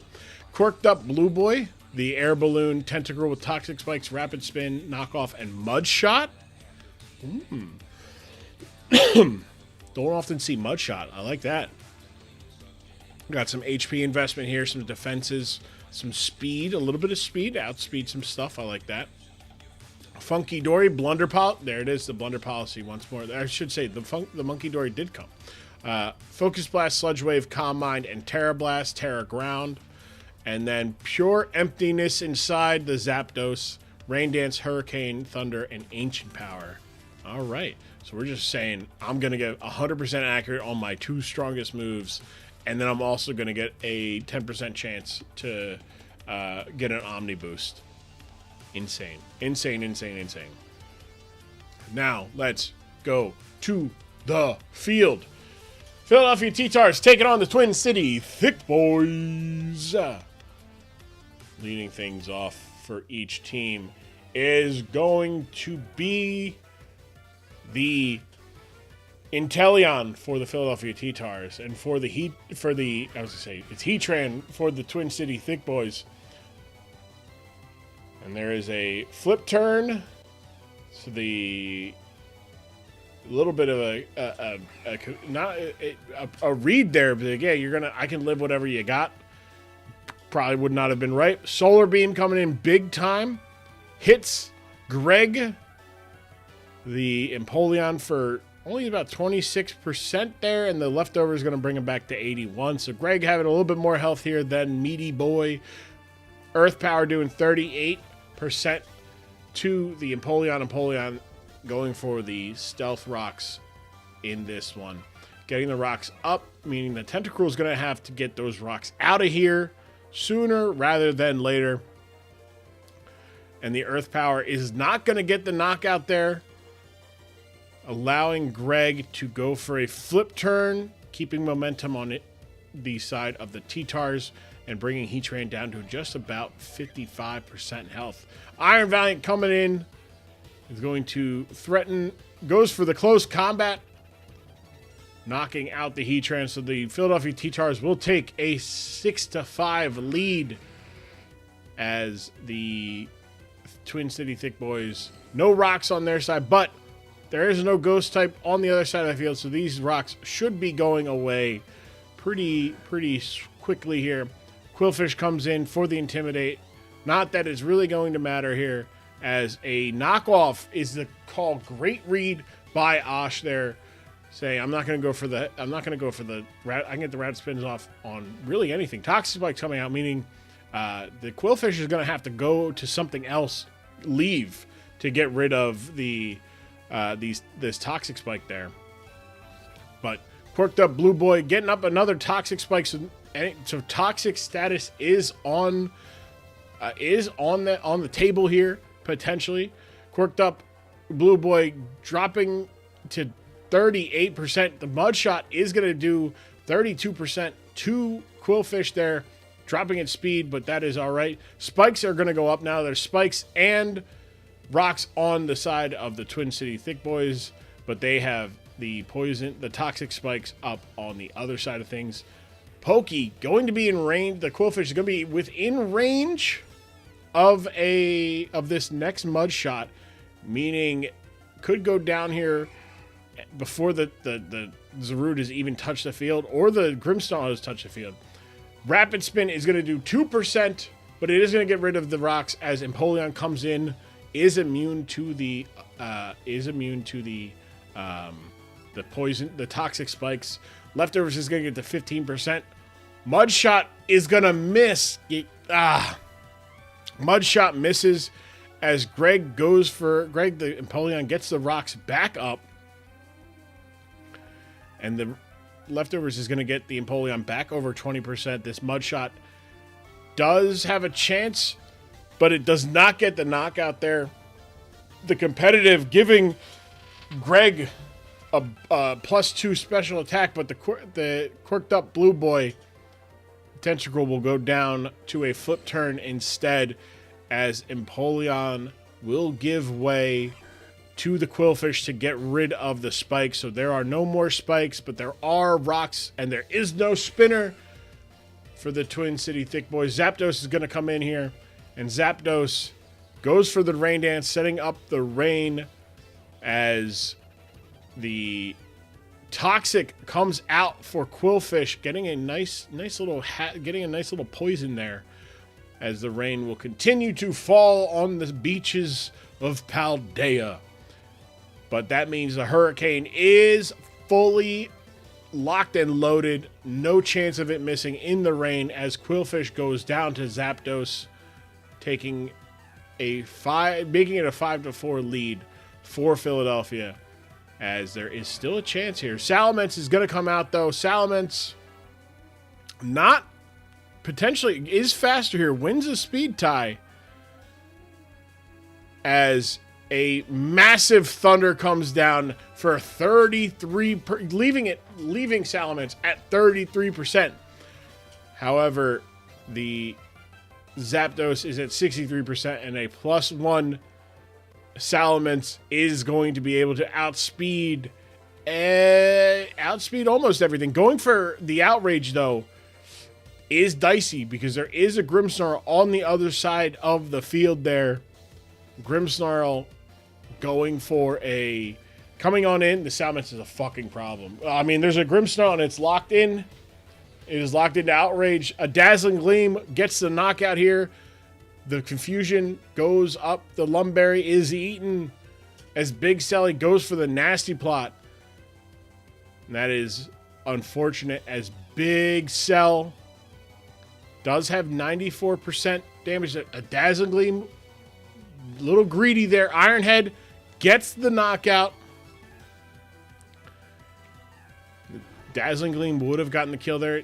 Another getting greedy moment here in the DSPL. We had one with Spencer. We had one with last week. I think we had one with somebody.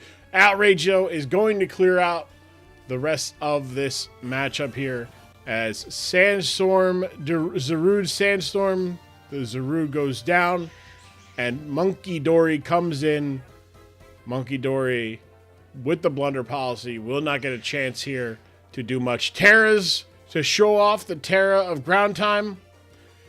And Outrage gets the knockout there, giving Salamence.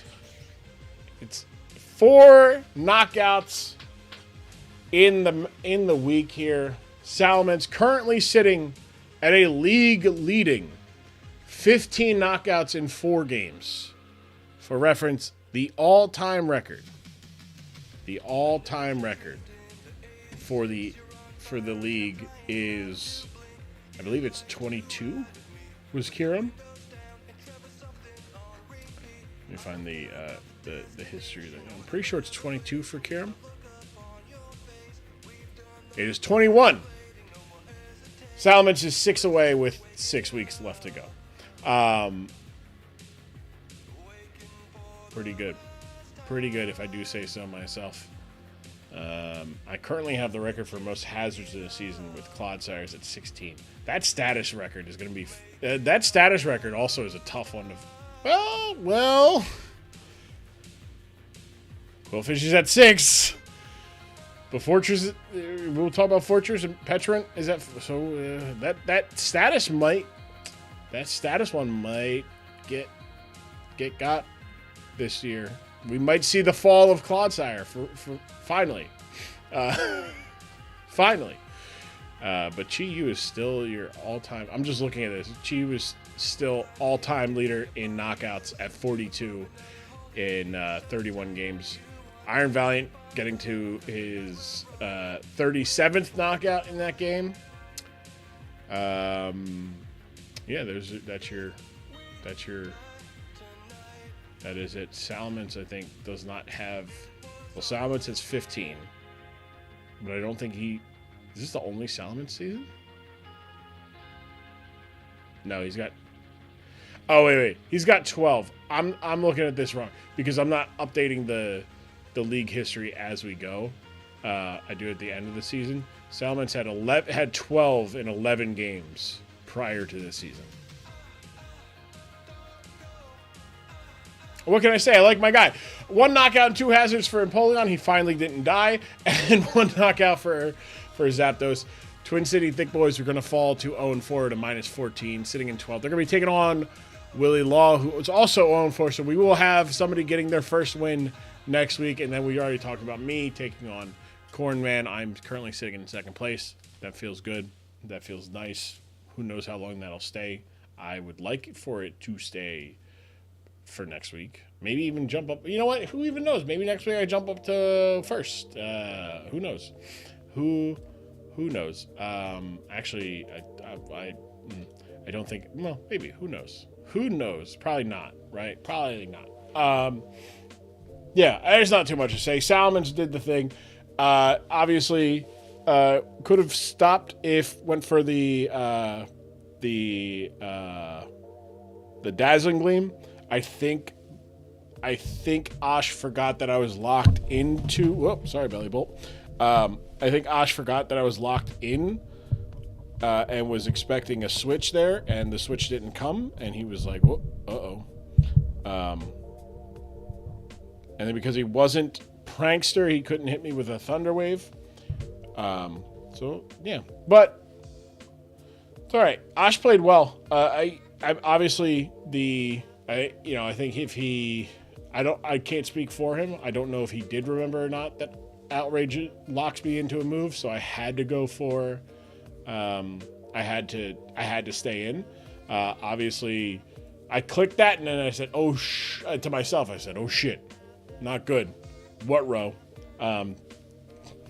Godspeed, Salamence. Your first game being held under to one knockout for the game. Good job, kid. But I feel pretty strong about my positioning there. But even if, well, no, because it would have been what? Salamence would have gone down. It would have been 4-4, right? Yeah. No, it would have been 4-3. 4-3 with an almost dead. It would have been almost basically 3-3. But I felt pretty good there. Let's take a look at our next matchup here. It is going to see AW and Basque waging war.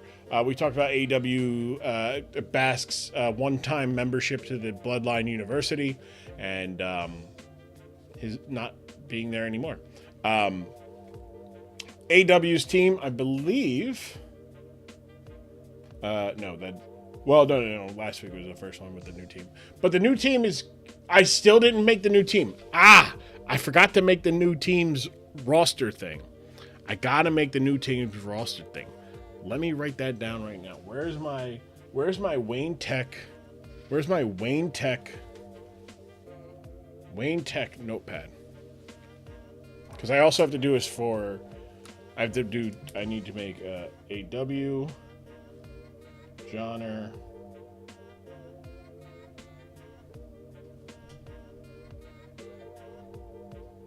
and Spencer.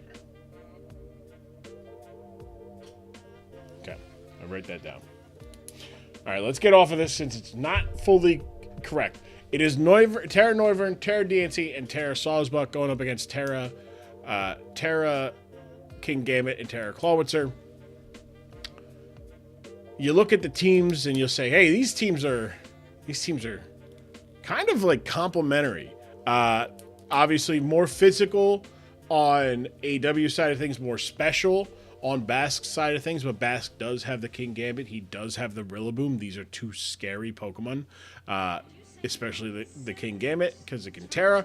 But AW also has Necrozma, who could become a problem on the special side of things. Goldango, who can be a problem on the special side of things. And if you're looking at the team, that dark typing, that dark type weakness for Basque, that can get a little bit worrisome as the whatchamacallit there, the Samurott does get a lot of value out of just clicking Ceaseless Edge. There's not a real Punisher there. Now, obviously, Toedscruel could be a Punisher there, but it is weak defensively, and it's also neutral to Water type. So that is a little bit of a concern there. Talonflame, you could get a Flame Body, but then that means it doesn't have Gale Wings, and all in all, scary matchup there for Basque. On AW side of things, that ground and ice weakness, you don't see it, right? There's not a real like, oh hey, this is that's again, Toedscruel, or Toedscruel, I should say. Sorry. Yeah, it could. 80 special attack does go into your average very well, but doesn't really hurt a lot of things because it's not too strong. So maybe it's going to become a Terra from the King Gambit or the Terra from the Clawitzer that is going to show a real fear into AW's side of things. If we're taking a look here at the starters, Diancie, Terra Water Diancie with Moonblast, Stealth Rock, Body Press, and Diamond Storm. So we have a full-on defensive Diancie. I like that. You got Samo, you got Black Glasses, Samurott, Swords Dance, Ceaseless Edge, Sacred Sword, and Aqua Jet. Skew it on the bar B. The Ogerpon, Hearthflame with Swords Dance, Ivy Cudgel, Power Whip, and Knock Off. Just get that 330 speed. You like to see it. Put Me Through, the Belly Bolt, Volt Switch, Discharge, Slack Off, and Protect. Gets that leftovers recharge there. You like to see it. We got defense investment there. Big, just smack me around all you want kind of energy from the guy. Good job, Belly Bolt. He's just jumping into the game. He's jumping into the game. The guy is just jumping into the game. I need to find a way to put him like in the camera without blocking my face with my thing. There we go. That works. Governor is here. The pleasure, of course, is all yours. Hello, Didag. How are you doing? I hope you're doing well. Hope things are going great.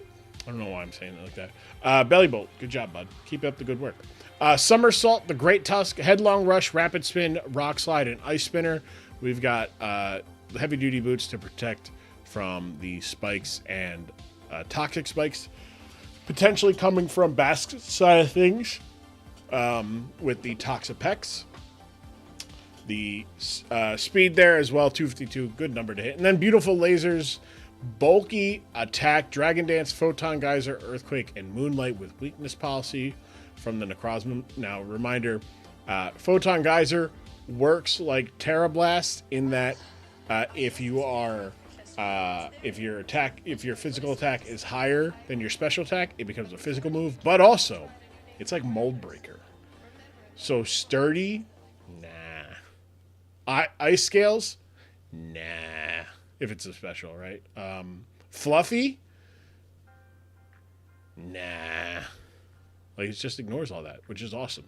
And then 200 is that'll make it get to 310, which is not a bad number to get.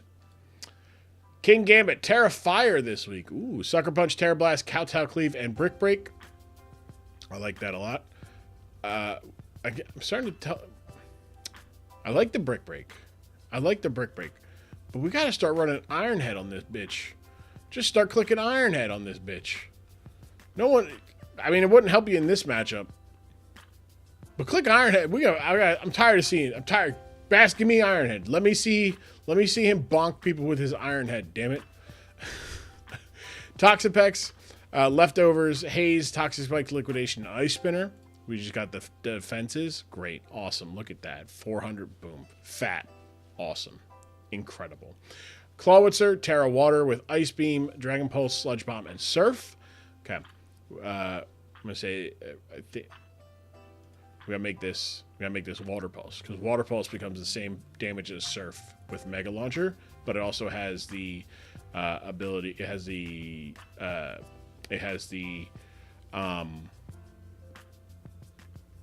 the confuse chance. Also, I don't know about else. I've been back to playing some shared power random battles on thing. I had a Clawitzer and a Clawitzer and a Kyogre on the same team. Origin Pulse gets boosted by Mega Launcher, which is awesome. It's like, oh cool, Rain boosted, Mega Launcher boosted.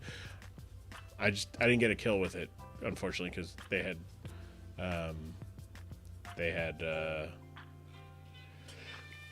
Vaporeon. I see it. That guy's too giddy. I was like, ooh, Water Pulse. Or Origin Pulse and Mega Launcher. No.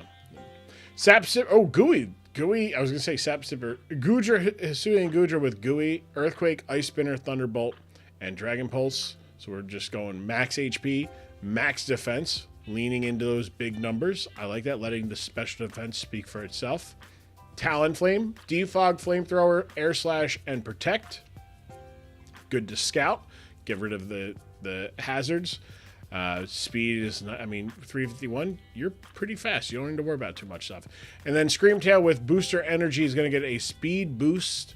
And we've got Fire Punch, Play Rough, Ice Fang, and Thunder Punch. Nice. Let me see a bulk up here. Bask. Throw a bulk up in this bitch.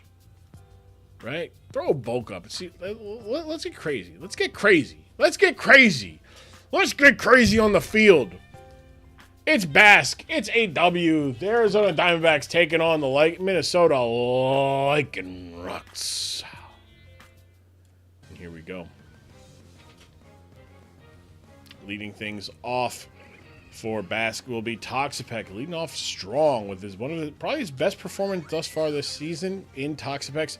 Dancy will lead off here, though. Dancy doesn't necessarily like this matchup, but the Terra Water will allow it to live a liquidate. Well, it's going to live a liquidation either way, but Stealth Rock goes up. onto the side of the field for the Lycanrocs as a Toxic Spike goes up 4 onto the side of the Arizona Diamondbacks. Great Tusk comes out as Toxapex stays in, goes for another Toxic Spikes.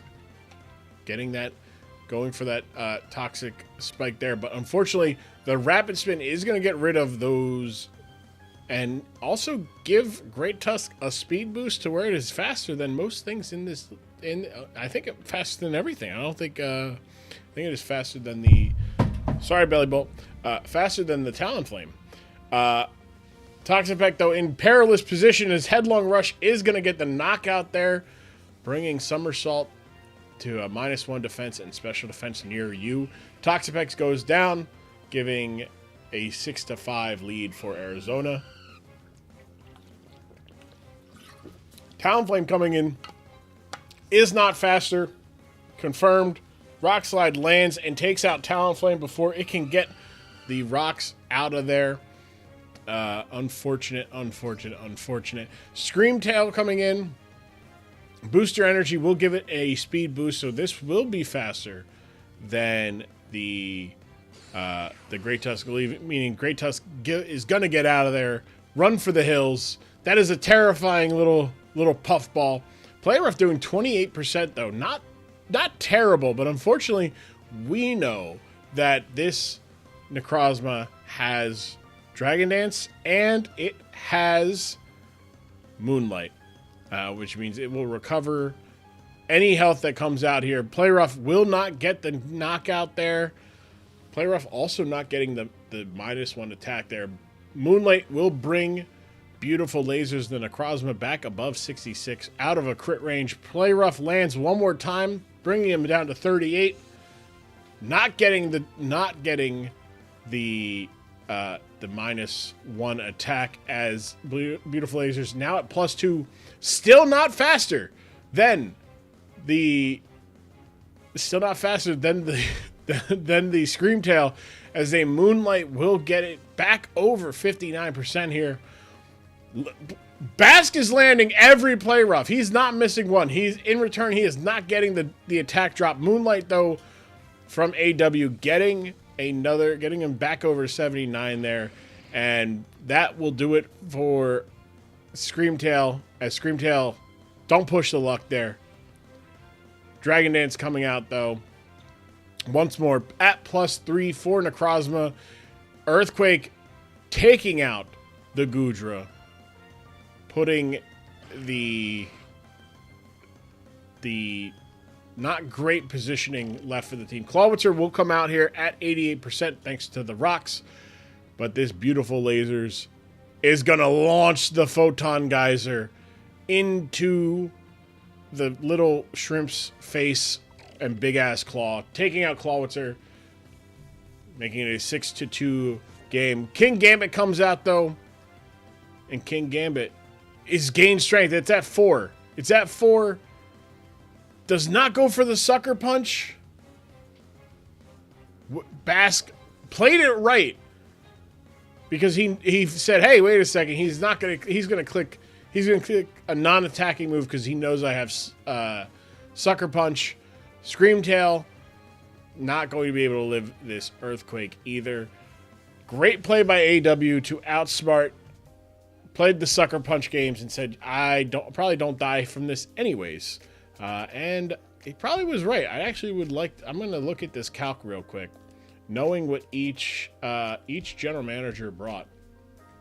I would like to look at this calc because I would like to see if Bask had a kill here.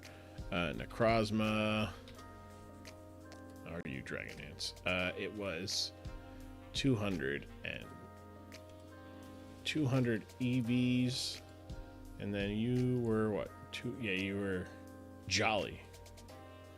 Jolly 250. Okay.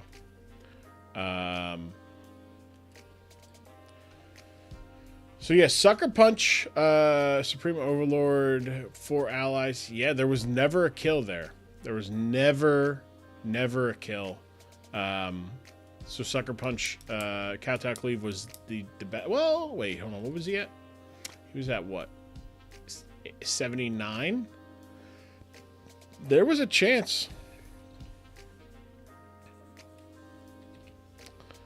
79, there was a chance. Sucker Punch had a 25% chance to get a kill there. Had a 25% chance to get a kill there.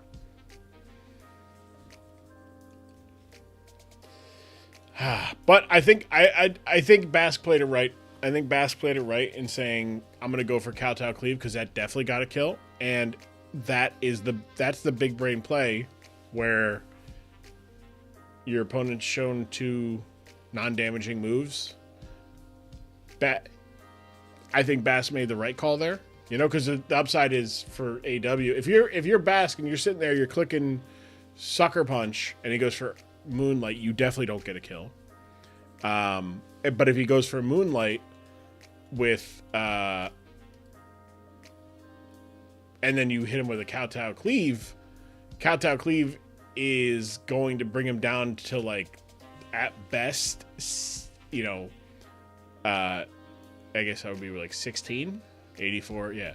And then he has to hit, then you can do the Sucker Punch stuff again. Like, go for a Moonlight again, you're still within range of a Sucker Punch, and you got to do it again, I think he did right. 4 knockouts though for Necrozma, 2 knockouts and a field assist for the Great Tusk, and 1 hazard for the Diancie.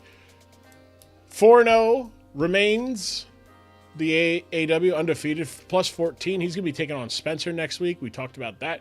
And Bask taking on Nallis next week. 0-4, minus 19 differential. Having him in last place as it currently stands. But I think that game could have been a little bit closer. I think that game could have been a little bit closer.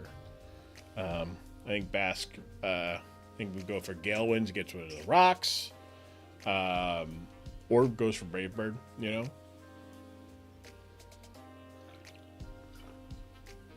Hitting every single one of his play roughs. Impressive. Almost as impressive as not getting a single attack debuff, though.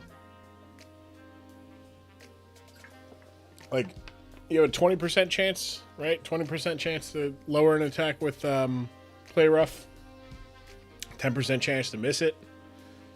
He hit every one of them. I think he hit like 6 or 7 of them. So it's also why I'm like, hey, like, run a bulk up set there, right? Because then that puts it into a really bad way for this. Okay. Let's see. All right. Game number 6. Orin and Sky. Orin 3-0. Sky 1-2. Orin looking to stay undefeated. A fun matchup here because both teams have little guys, not fully evolved Pokemon. We've got Terra Carkol, and the Girder on Sky's side of things. On Orange side, you got Pooper, you got Paldean Wooper, and you got regular Zorora. Very fun matchup here. You also have fun. You have the fun kind of mirror matchup between Colossal, Terra Carkol, and then Metagross and Araquanid for Sky are your other Terra captains. For Orin, it's Palmot and the Frostmoth.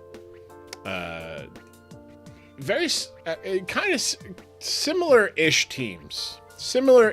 Now, again, the numbers don't look it for Orin, right? Because Orin has a Wooper who has atrocious special attack and defense and speed, right? So he's dragging down. So that's a 92 special attack with a Pokemon with 25 special attack. This team is a scary team. It is going to blister against teams that do not bring their safety vests. But that does allow for Landorus. It does allow for Scizor to really hit hard and take advantage of the over prep. But on the other side of things for Sky, you've got a very, very physical attacking team. That also has a really good special defense. Florgus helps with that a lot, but Araquanid's 132 also helps. You got 110 from Iron Moth, which is no slouch. A Carkol with an Eviolite gets up there as well. Girder is no slouch either. I mean, 50 is not great, but again, Eviolite boosting it, pretty good. That said, when you look at these teams from a weakness standpoint, there's not a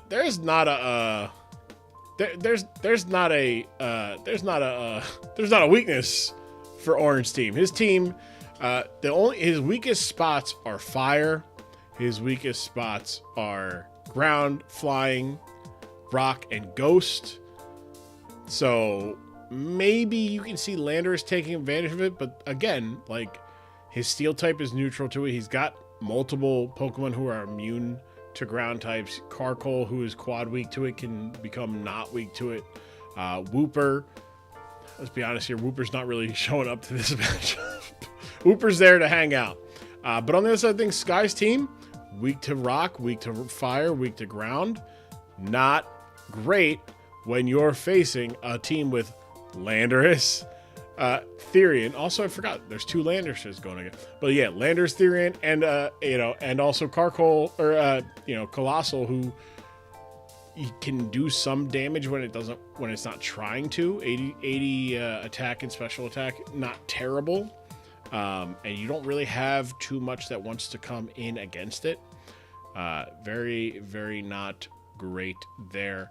When you were taking a look here at the starters, though, things get a little bit more interesting for each general manager. I did not have it up there. There we go. Wrong one. There we go. Colossal, Choice Specs, Terra Fairy with Earth Power, Terra Blast, Rapid Spin, and Scald. That's cooking. That's really cooking. I love this. Let's go Choice Specs. Let's do some big damage numbers with a Pokemon that should not be hitting this fucking hard, right? Taking advantage of the fact... unfortunately, I would have liked to see a fire move here. I would have liked to see a fire move instead of Earth Power. Or instead of Scald. Scald's nice, but I would have liked to see Flamethrower here. I would have liked to see... I just would have liked to see Flamethrower here instead of something. Fire types was an advantageous position. Like, look here, you got the only thing you need. Fire hits everything here except this guy and that guy dies to this move, and that guy needs the Terra. So yeah, instead of Scald, I would have liked to seen Flamethrower instead of Scald. GSP, Life Orb, Bullet Punch, Swords Dance, Close Combat, Knockoff, standard stuff here. I like it. Dizzy Rascal, Choice Scarf, stay in front of the Meowscarada. Nice. Ice Beam, Dark Pulse, Sludge Bomb, and Shadow Ball. Good moves. I don't think this doesn't get a fire type move, right? No.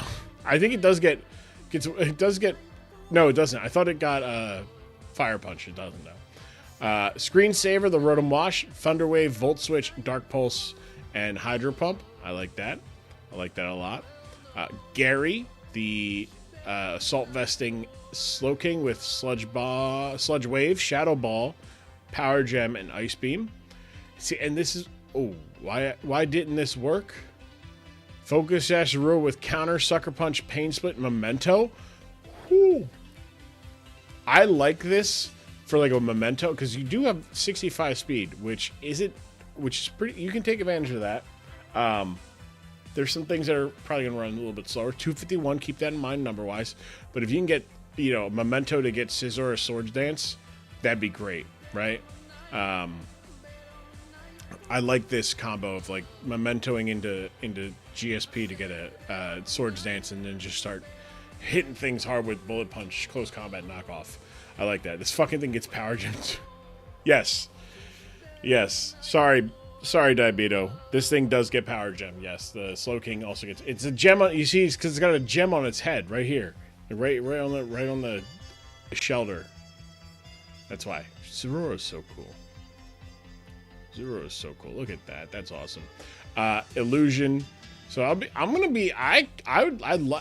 excited to see what this set. I think I like this. I like this set.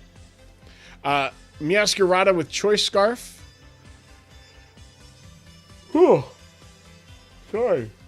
Getting late in here. Choice Scarf, Meowscarada. So nope about that.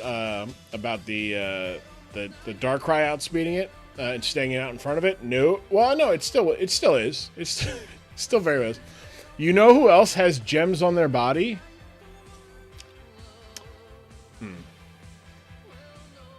Dancy, Carbink.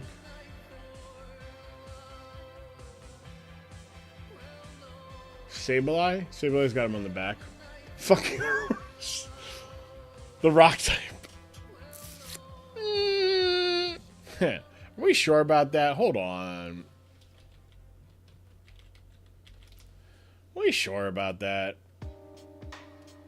Are we gonna say that these are gems? Are we saying that these are gems? That these things are the gems, right? Are we saying those are gems? Which one's the power gem, though? You know? Which one's the power gem?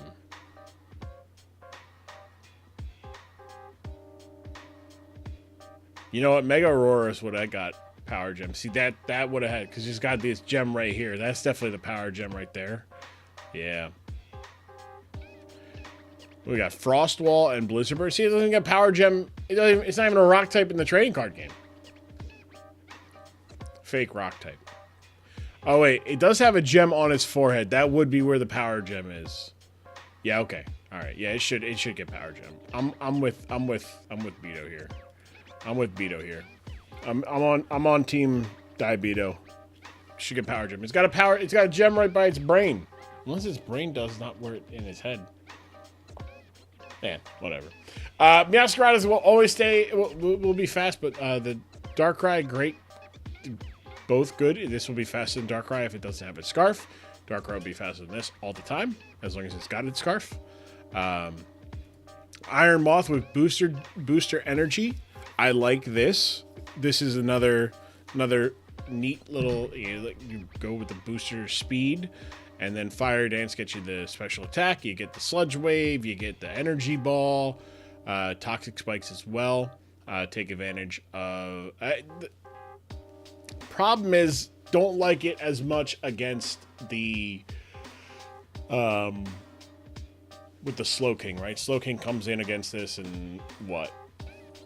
Like, takes a Fire Dance and hits back with, like, Psyshock. Although, did you bring Psyshock? No. Stabs.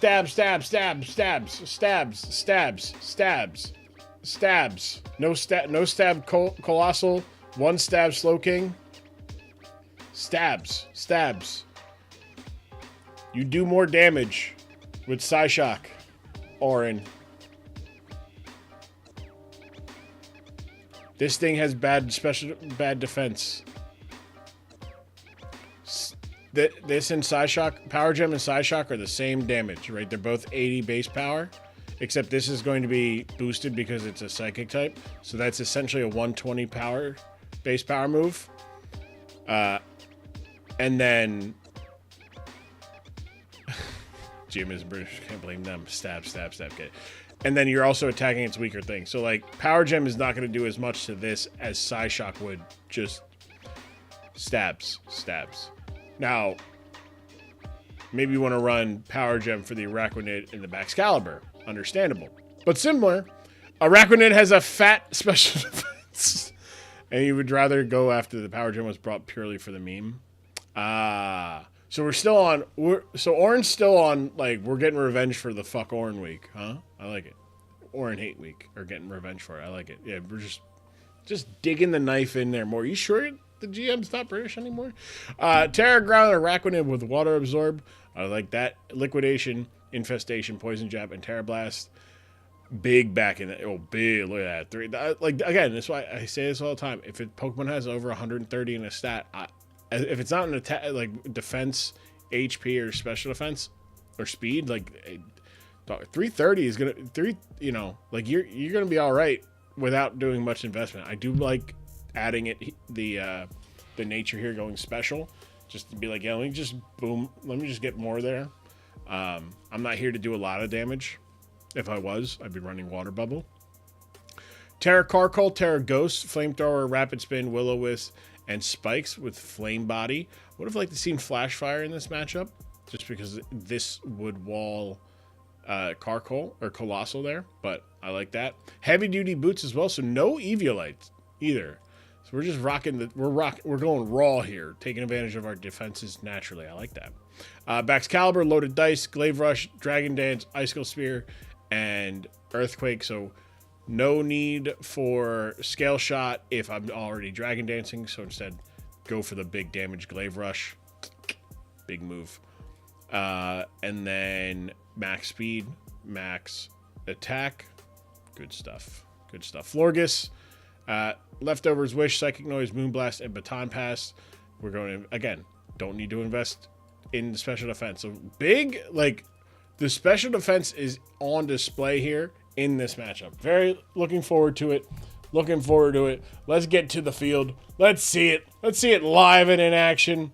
It's the Montreal Miss Magiuses versus the Muggin Minior as we take on our matchup here. What? Uh-oh. I just realized that this is... Did I move this by accident? No. I just have to mess around with it. All right. Screensaver will... The Rotom Wash will lead things off for the... for Focus Sash. Good lord. Oh, wait. Wait a second. It wasn't the Rotom Wash. It was a Zorora. Florges is coming out. The sash. The sash. The counter. The knockout. Florges going down. What a turn one. Turn one of the week, baby. Play of the game. Play of the week right there. I'm calling it now. Play of the week. Zorora counter into the knockout. Unfortunately, Sucker Punch gonna do a little chip there. Gonna do a little chip. As Meowscarada is gonna go for the Flower Trick. Now, a real heat move would have been a Protect here, and then this way you could do a little bit more damage with the Sucker Punch on the next turn, because it would no longer resist it. But that's fine because this should allow Scizor to come in play of the season. It might be play of the season. So, Scizor comes in, which Scizor, the Flame Body, though, will be big against his Carkol if it hits. Swords Dance. Going for the Swords Dance. Going for the Greed there. Going for the Greed. I like it. I don't like that. Oh, I don't like that. I don't like going for it again. I don't. Oh. Well, yikes. Ruh-roh. A little too greedy. Moral of the story this week. Too much greed going on. We being greedy at the worst times. Spike's going up for Carkol. Coltrane. Ozzy's Coke Train. The Colossal Earth Power will get the knockout there. And honestly, not the worst here. Because it is 4-4. And your Carkol, your Colossal can do some stuff. But unfortunately, there's a lot of special attacking going on, and not a lot of anything else going on for Orange side of things. But Araquanid going to Terra Ground, it will become immune to both attacks, both the Hydro Pump and the Volt Switch, as Infestation will trickle away at Rotom Heat's health. Hydro Pump, the Water Absorb Reveal, as Araquanid goes for the Poison Jab. Doing 21, not doing a lot, but getting the Poison. So now it is Poison and Infested. So the Poison will get rid of the leftovers, and the Infestation will do what it does. Araquanid gonna take this Dark Pulse for 13%. That's disgusting. That is a disgusting amount. The flinch, though, big flinch. Big flinch. But unfortunately, there's just not... I don't see... It's a turn 9. It is 4-4. I don't see how this... This should be a 4-0 victory at this point for... another flinch, though. Whoa, wait a second. Whoa, wait a second. We're at 85%. But I just don't see a way here for the rest of this team like Baxcalibur's coming in. Baxcalibur's going to take this Dark Pulse. Now, the infestation is going to be over, though, meaning that Baxcalibur is susceptible here to, I think it's, I mean, it could give up a Volt Switch here. Hydro Pump will do a lot of damage as well. Thunder Wave, the worst. Unfortunate, as the big Thunder Wave there from the Rotom Wash. Rotom Wash wasn't able to do much against the whatchamacallit there, the Araquanid. But Ozzy's Coke Train, the Colossal, comes in, tears into a Fairy type, as Baxcalibur is going to find itself on the wrong side of that Terra Blast. A huge paralysis, massive Thunder Wave from the now dead Rotom there. It is a 3-3 game, and Ozzy's Coke Train is going to be hit with an infestation, which means it is going to take a decent amount of damage here, as Colossal does 50 with a critical hit. Huge critical hit. Araquanid, though, is going to be able to kind of withstand here a little bit there, going for the poison jab. It is super effective. It does get the poison as well. So similarly, the poison and the infestation combo is going to do massive damage to this Colossal. This Colossal is about to be in like 20% hell, 23%. And I believe that will put it in range of a poison jab. And that'll be another knockout. That'll be a knockout for the Araquanid. The Araquanid getting a second knockout thanks to the poison on the Rotom there. Araquanid keeping things in control. Meowscarada has its full health, and the Terra Blast is going to do a decent chunk there to Gary, as Gary is going to hit an Ice Beam for super effective damage. That is going to take out the Araquanid. It is a 2-2 game. It's a 2-2 game. The Darkrai is in a little bit of a precarious position. It does have the speed to outspeed both, but unfortunately, it won't have enough to get a kill here on Meowscarada. And the knockoff does take away its Scarf. While that doesn't do a lot of damage, it is now going to be slower than both of Sky's remaining Pokemons. Iron Moth comes in. Iron Moth is going to be faster, and Iron Moth is going to be able to hit decent damage. Go 41 on the Dark Pulse there. Gary comes in, but Gary, bud, you're not going to be able to. The Sludge Wave is going to do 12% here. The Iron Moth, though, stays in, goes for the Fiery Dance, doesn't get the boost there. Power Gem lands, doesn't get the... Orin, this is what I'm saying. Orin. Fire Dance doesn't get the kill either, though. Ice Beam. Going for the Ice Beam. Ooh, ballsy. Ballsy. Gary gets a knockout. It is a 2-1 game. Somehow, someway, Orin has found his way back into this game. Unfortunately, this Meowscarada is faster than both and can safely go for a Flower Trick. Goes for the risky triple axle.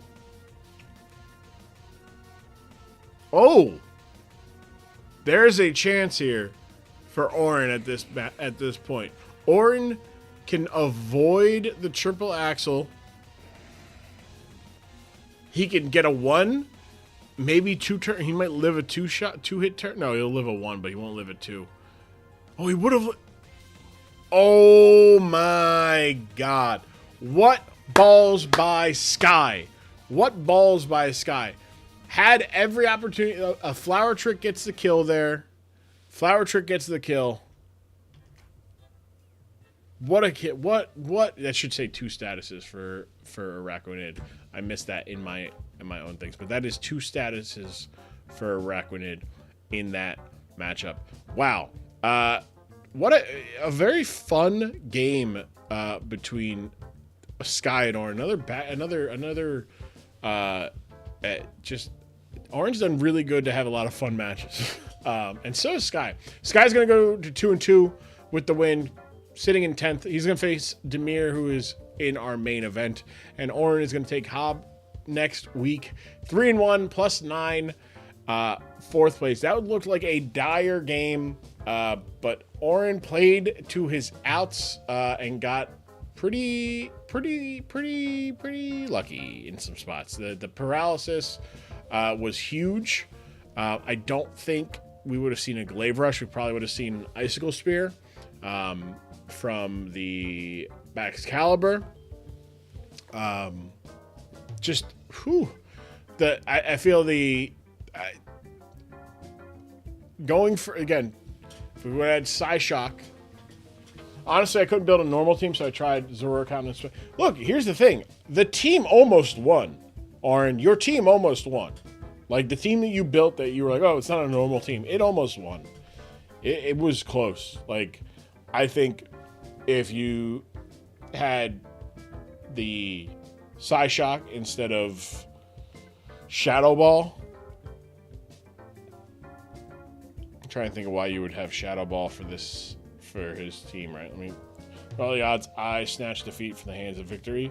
I mean, here's the thing. You lost either way. Terra goes Carkol. Yeah, but but here's the thing, right? And this is something I say to myself a lot, right? I don't need one Pokemon to have an answer for everything, right? Because I have 5 other Pokemon. You had a Darkrai for Terra Ghost Carkol, right? You had Darkrai for Metagross, right? You had Darkrai. That's why you have Darkrai. Darkrai takes care of Ghost-type Pokemon. The Ghost-type Pokemon that could fuck with Sinistcha or with Slowking, you got Darkrai for. And you have those 2 for the fighting types and the fairy types that want to fuck with Darkrai.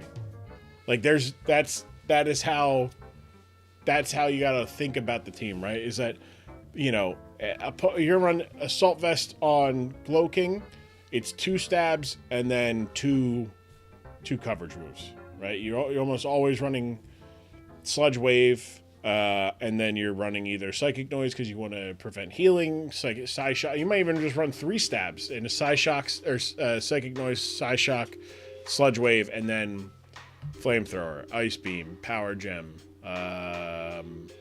Probably Flamethrower because you don't want to. You want something to hit like Steel types when they switch in, right? Just those, just general advice, right? And it's something that I have to think about too. Is like not one Pokemon doesn't have to have an answer for every Pokemon because most Pokemon won't have an answer for every Pokemon, right? So for example, I'll use, because I had Glowking, right? In a match of my own, I had Glowking similarly against a Terra. I swear to God, 5 of my opponents right now have a DD-Mon. Yeah, there's a lot of Pokemon that have Dragon Dance. Like, there's a lot of dragons that have Dragon Dance, You got a Pokemon that has Swords Dance. You have 2 Pokemon that have Swords Dance. You've got a Pokemon that has Calm Mind and Iron Defense. You have Nasty Plot on, you got Quiver Dance. You got a Quiver Dance, Terra, Frostmoth. You'll be all right. You're gonna be okay. Dragon Dance is sick. Don't get me wrong, but also Mirror Herb is an item. Mirror Herb is an item. Mirror Herb is an item. Last week, I tried it. You just have to use it. You have to use it a little bit better. Right? Like, for example, right? You'd never switch in. And then I fucking switched out once Beto finally fucking... It happens, right? Sometimes you got... That's on them. You know, sometimes they'll be like, I'm not going to buff... Maybe they got... You know, maybe they got, maybe they got this, they got this. I don't want to deal with that.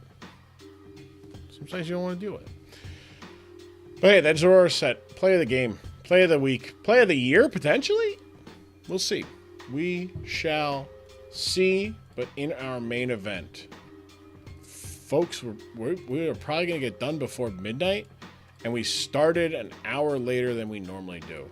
That bodes well for future streams. It bodes well for future streams. It does.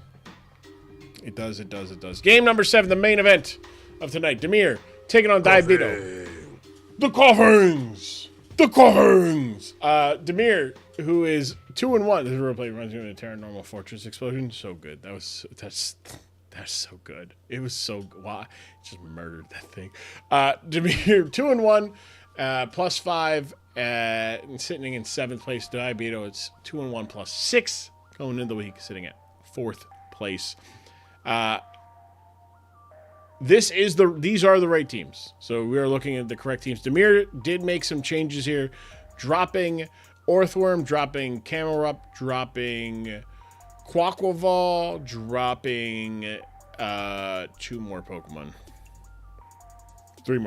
Howlucha, and I was just looking at this, Clodsire and Hydreigon, picking up the Terra Arcanine, swapping the Terra off of Iron Treads to Arcanine, Hisui, picking up Alola-Mola, Articuno, Azumarill, Clefable, and Mienshao. So giving his team a bit of interesting stuff there. Hello, Mary Phillips. How you doing? We got an Azumarill. It's Azumarill Phillips. It's going good. It's going good. We've got Demir's new team. Very not good on the special side of things. Weak special attack, weak special defense. Part of that can be helped a little bit, obviously, by Assault Vests, as well as Gliscor just being a bulky Pokemon with high natural defenses, so you can invest in the special defense. You got Poison, Heal as well. Also, Alola-Mola has a very high HP, so it tends to go with, you can put some investment into the special defense as well as the defense. Clefable has Unaware, and Azumarill very bulky. So a lot of bulk, which will mitigate some of those issues. Diabeto's on the thing. Is this your favorite game that you're playing right now? I am enjoying playing Legends ZA. I am enjoying that, yes. Diabeto on the other side of things, his team, damn, that fucking defense. 101 average defense on the team. Nutty. Slow. Not bulky. But Ogerpon's got sturdy. You got the Intimidate duo of you have the Intimidate duo of Hitmontop and the Overquill. You got sturdy as well on Fortress. You've got Palisand, who is just a menace. And in this matchup, Demir's only weakness is really against ghost type Pokemon. That is his one glaring weakness. He does not have a check. He doesn't have a normal type. He doesn't have a dark type. That's a problem. That is a problem. This Pokemon is going to be nuts. On the other side of things, Diabeto also weak to ghost. But no Pokemon on Demir's team can really take advantage of that. Naturally, also weak to flying type. So maybe we see an Articuno game here from Demir, or maybe a Terra Flying or Terra Ghost from the Arcanine or the Electrode Hisui. But very daunting task here for Demir. Let's take a look here at the starting lineups for each team. Which kind of games would you like to play mostly? Like shooting or story-based games? I'd be playing like story games nowadays. That's what I'd be doing. Too old. I'm 34. Too old to be playing the pew pew games. Maybe Marvel Rivals whenever I am in the mood. Squirt Cobain, insane name. Demir's got the insane name. He's got a great logo, terrible special attack and special defense. Insane names. Squirt Cobain, the leftover Sap Sipper, Ice Beam, Whirlpool, Parasong, Draining Kiss, Azumarill. We got bulk on bulk. Bulk, max defense. We're just saying, you know what? Since we're not sitting here to do huge power stuff, we're going to be tanking some hits. I like it. IP Man, the Enshao. We got U-Turn, Knockoff, Close Combat, and Ice Spinner. Max Attack. Max Attack Adamant with Regenerator. I like that. Angry Tire. Air Balloon, Iron Treads with Volt Switch, Rapid Spin, Stealth Rock, and Earthquake. So we've got attack and more speed here. Very big, very big. Give Me a Hug, the Alola Mola. Assault Vest, there it is. Flip Turn, Mirror Coat, Scald, and Alluring Voice. Also disgusting that they got 2 regenerators. Are you a daily streamer or you have any schedule? I stream like either Sunday or Monday at the moment. I'm getting everything ready for a move, and once I move, the plan is to have some more like shorter streams throughout the week, like late at night around this time, provided I'm awake. Then there is Scrong Meat, the Terra Normal Choice Band Arcanine with Head Smash, Flare Blitz, Close Combat, and Extreme Speed. Oh, I see what we're doing here. I see it. Terra Normal Extreme Speed versus Terra Normal Extreme Speed. I like it. And then Dumb Bitch, the Clefable, Calm Mind, Moonlight, Moonblast, and Flamethrower. So we've got max attack, max HP, max defense. And we're just gonna be using. I like the Unaware with the heavy duty boots. We're faking Magic Guard. I like it. He got them boots on. He faking. I love it. I like that a lot. Then we got Cooter Gannett, the Cloister for Diabetes side of things. White Herb, Terra Ghost. Ooh, there it is. Terra Blast, Shell Smash, Substitute, and Icicle Spear. This thing is going to be disgusting in a second. I just know it. It's disgusting. Icicle Spear, Terra Blast, Substitute. Ugh, gross. Custap Berry, Fortress with Sturdy, Toxic Spikes, Rapid Spin, Earthquake, and Ice Spinner. Max HP, max defense. I mean, it's simple. It's simple.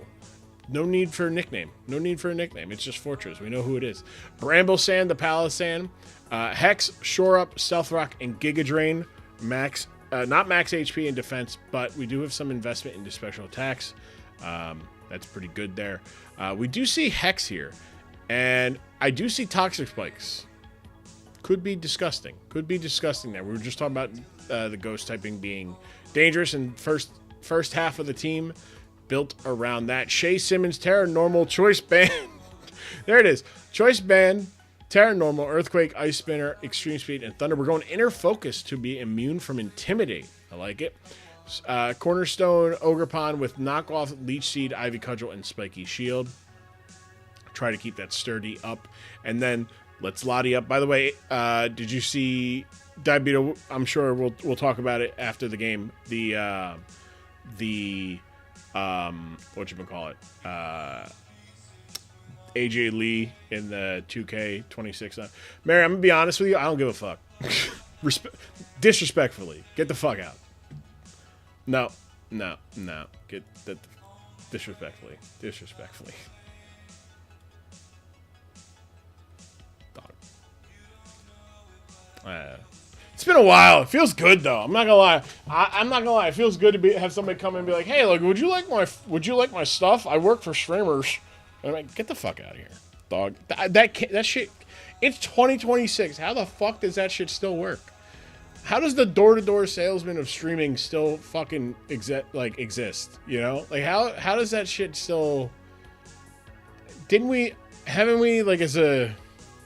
Haven't the content world like advanced to the point where like that it doesn't work enough? Somebody just asking about like, I work for streamers. I make all stream stuff like 2D, 3D model, logo, banner.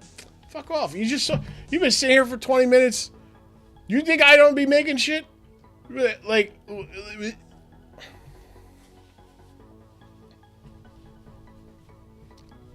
Grum, commissioner, host of the DSPL. Shit. AI makes it easier, probably. Yeah, you're right.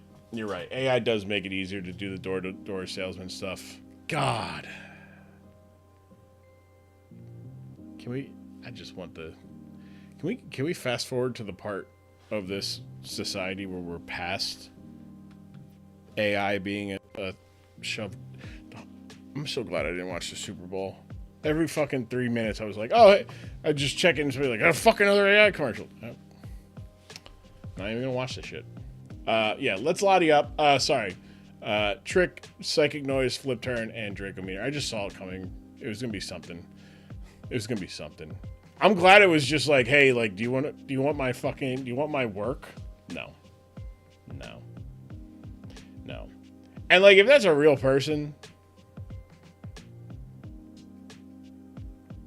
nah, I don't take it back. Get fucked.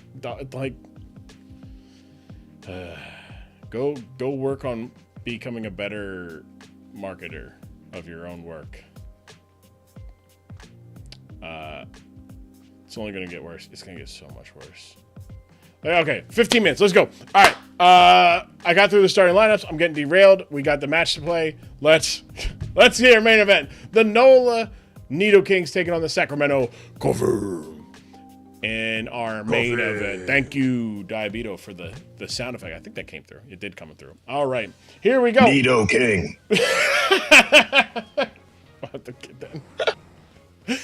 Leading things off for the Sacramento Coughing will be Fortress.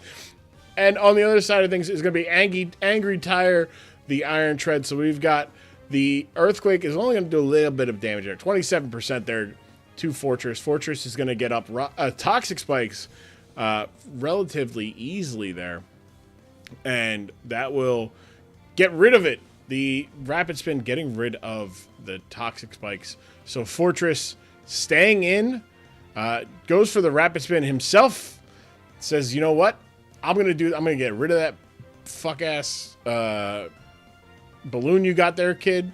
Earthquake doing another 30% there to Fortress. Fortress is eating these hits as the Toxic Spikes come back out. This time, a switch to Palossand on the incoming Rapid Spin to block the Rapid Spin, or going for the Earthquake. So good call, good read by Demir going for the Earthquake there, getting a little chip on the Palossand before it can do too much damage. But that said, Clefable's going to need to come in. They got the Magic Guard, except they don't, because you could see that they got the boots on because they didn't get poisoned. They didn't get poisoned. Shore Up will get Palossand back to full health there, as the dumb bitch will Calm Mind. Stealth Rock come out. So at the very least, we're going to see some more hazard play from Diabeto there. Latios comes in onto the Moonblast, which does a massive amount of damage. Good Lord. 90. If there was 8 more EVs invested. Big trick, though. A big trick. Getting rid of those choice, the heavy duty boots, and forcing a choice scarf onto the Clefable, which Clefable is going to be able to be a little bit faster than most things here, and I believe at +1 should be able to get a kill on the Fortress at 40%. Even with, I mean, it's going to be close. Moonblast does 35. I was close. I'm getting better at these. I'm getting better at these guesses, everybody. All right. Fortress comes in. Earthquake, though, will do a massive amount of 16. But now the Cup Staff Berry will activate, allowing Fortress to get up one more move before going down to a Moonblast. Going for an Earthquake. So instead of opting to get another Toxic Spike up, one will be enough for what is trying to be achieved here today by Diabeto. So Demir taking a early 6-4 lead, and he still has a pretty healthy team. Ogerpon coming in. Now, Ogerpon does have Sturdy, so Ogerpon with Leech Seed is going to still be faster than the Choice Scarf. Moonblast doing 57 there. So I think maybe, it's within a range. It is within a range. Ogerpon does have a chance here. Spiky Shield will, though, remove that chance entirely, allowing for Ogerpon to get back above a safe range, provided there's no crit. And now at 75%, Ogerpon. Feeling pretty comfortable there. Iron Treads is going to come in, though. Iron Treads can't really do too much with this Palisand still hanging out. Ivy Cudgel is going to be a massive 12% damage there. But Palisand is going to be the clear switch in here as the Iron Treads tries to go for the Rapid Spin once more. Unable to get rid of these hazards. Clefable is going to come in. It's going to get poisoned. It's going to take rock damage as Palisand hits a strong Hex, and the games are on. Palisand providing a little bit of stability into the early game for the. I noticed no Hitmontop. No Hitmontop. Nope. Big 26% chance. 26. Miracle doing a massive amount. Woo! Big. Palisand in a little bit of danger. Palisand in a little bit of danger. Scald doesn't get the kill. Oh. And now it's at +2 defense. Shore Up is going to get it back over 50. The range was right there. It was right there. Whew. Wow. Palisand, worrisome. Very, very worrisome as Angry Tire comes back in. And now Angry Tire's... This is a little bit of a rough go of things for Demir here. Because this Palisand is now at +2 defense. And it is going to get very scary. The only special attacker remaining, it is, I guess there's a Alomomola and there is the Azumarill, who Azumarill could come in with a Perish Song and at least get rid of some of these, get this Pokemon out of the building.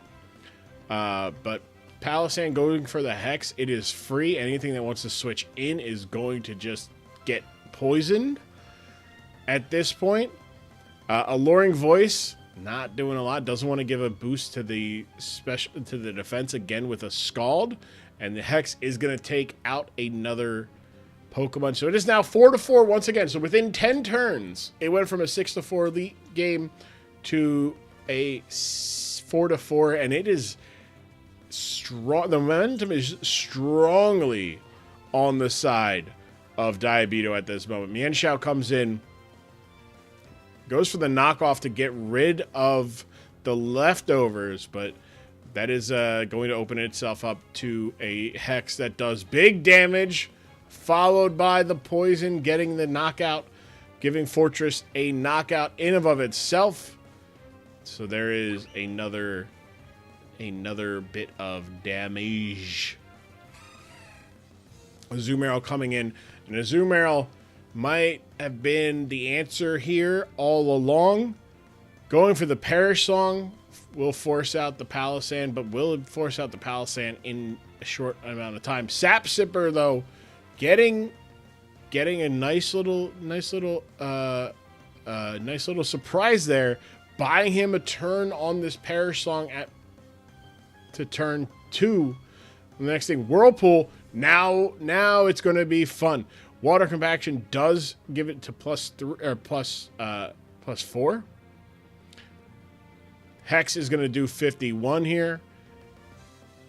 And now the Perish Song is going to count down a little bit more. Whirlpool might be able to do a little bit more damage here, but unfortunately, Ice Beam's going to come in. Big damage onto the Palisand, but unfortunately, the Hex is going to be able to take out the Azumarill now, as all that is left is the two scary Pokemon in Iron Treads and the Hisuian Arcanine. So Palisand does not stay in. Palisand leaves. And Earthquake will take Ogerpon down to about 16%, but the Spiky Shield, there it is, to prevent the Rapid Spin from coming out once more. And there it is. There's the rapid spin. It's going to do a nice little damage. That is going to put, I believe that'll put it in. Well, no, because it was what, 12 last time. So Leech Seed followed by a predicted. Nope. Stealth Rock goes up. Whoa, whoa, whoa. Whoa, whoa, whoa. Leech Seed, though, putting it Angry Tire in range of this knockoff, or even the Ivy Cudgel would have got the kill there. As Ogerpon does get a knockout there, meaning it is all up to Arcanine Hisui, who takes massive damage from the rocks and the poison, the spiky shield.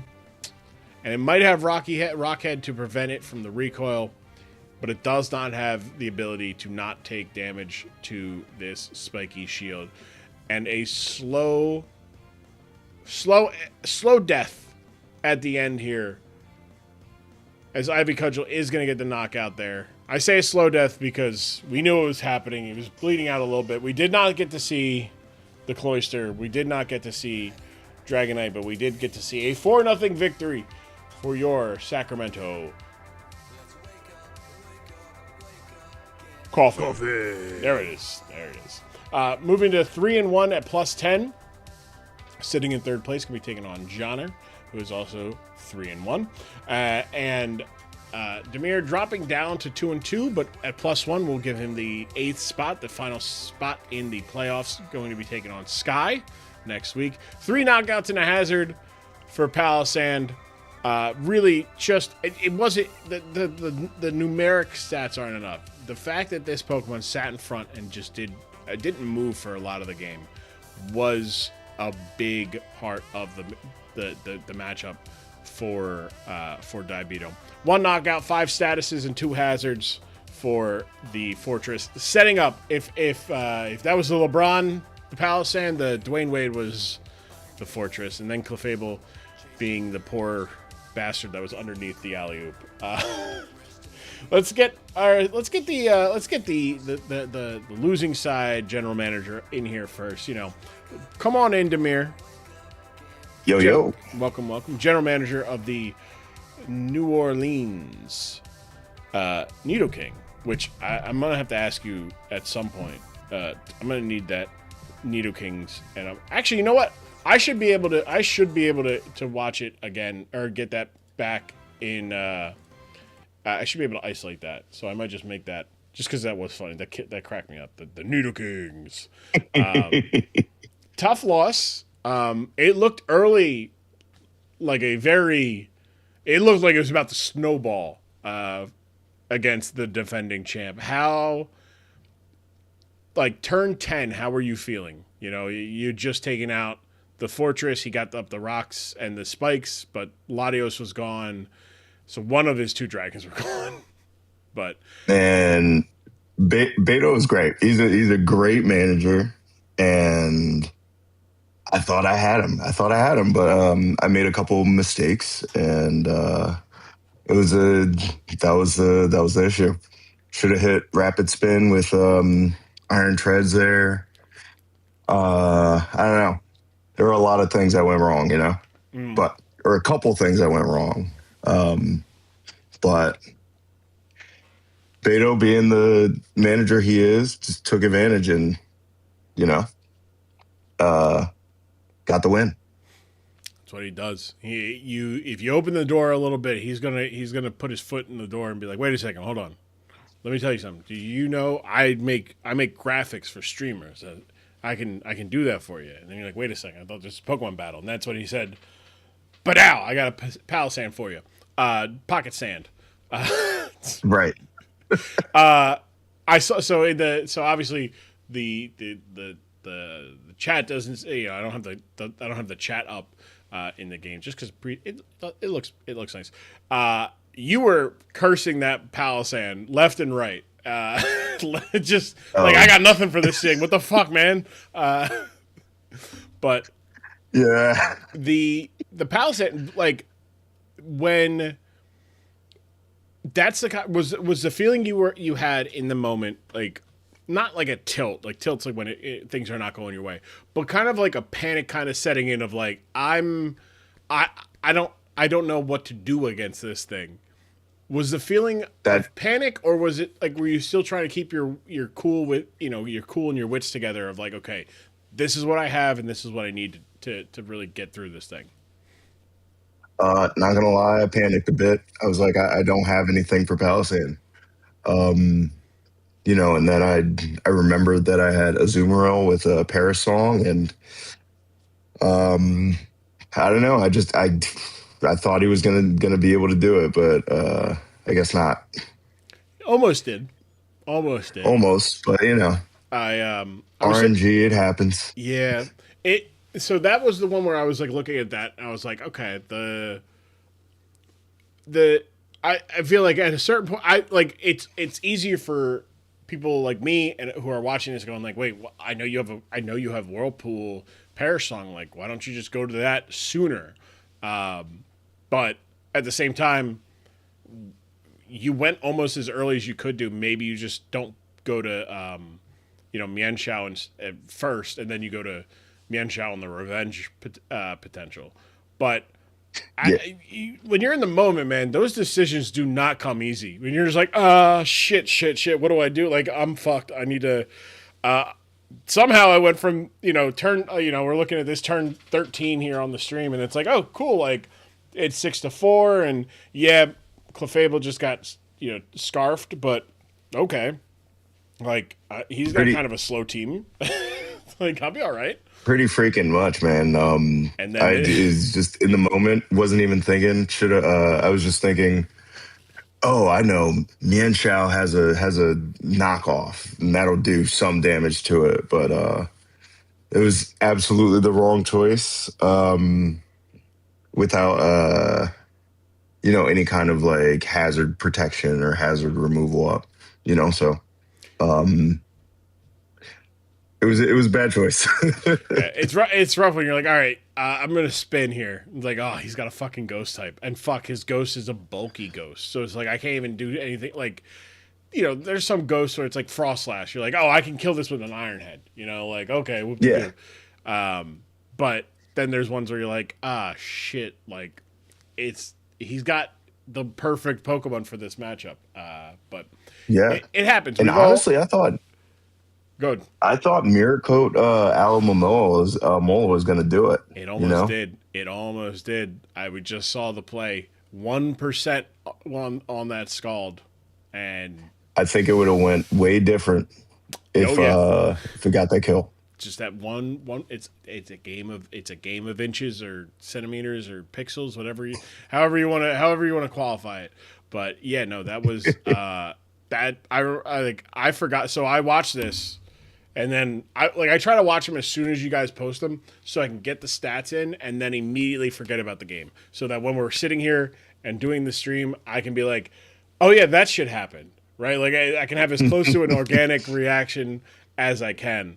And I forgot that the Miracote, 1, was a thing, and 2, goes off and is literally an inch from getting the knockout. But yeah. It's unfortunate, but sometimes you're the sandcastle,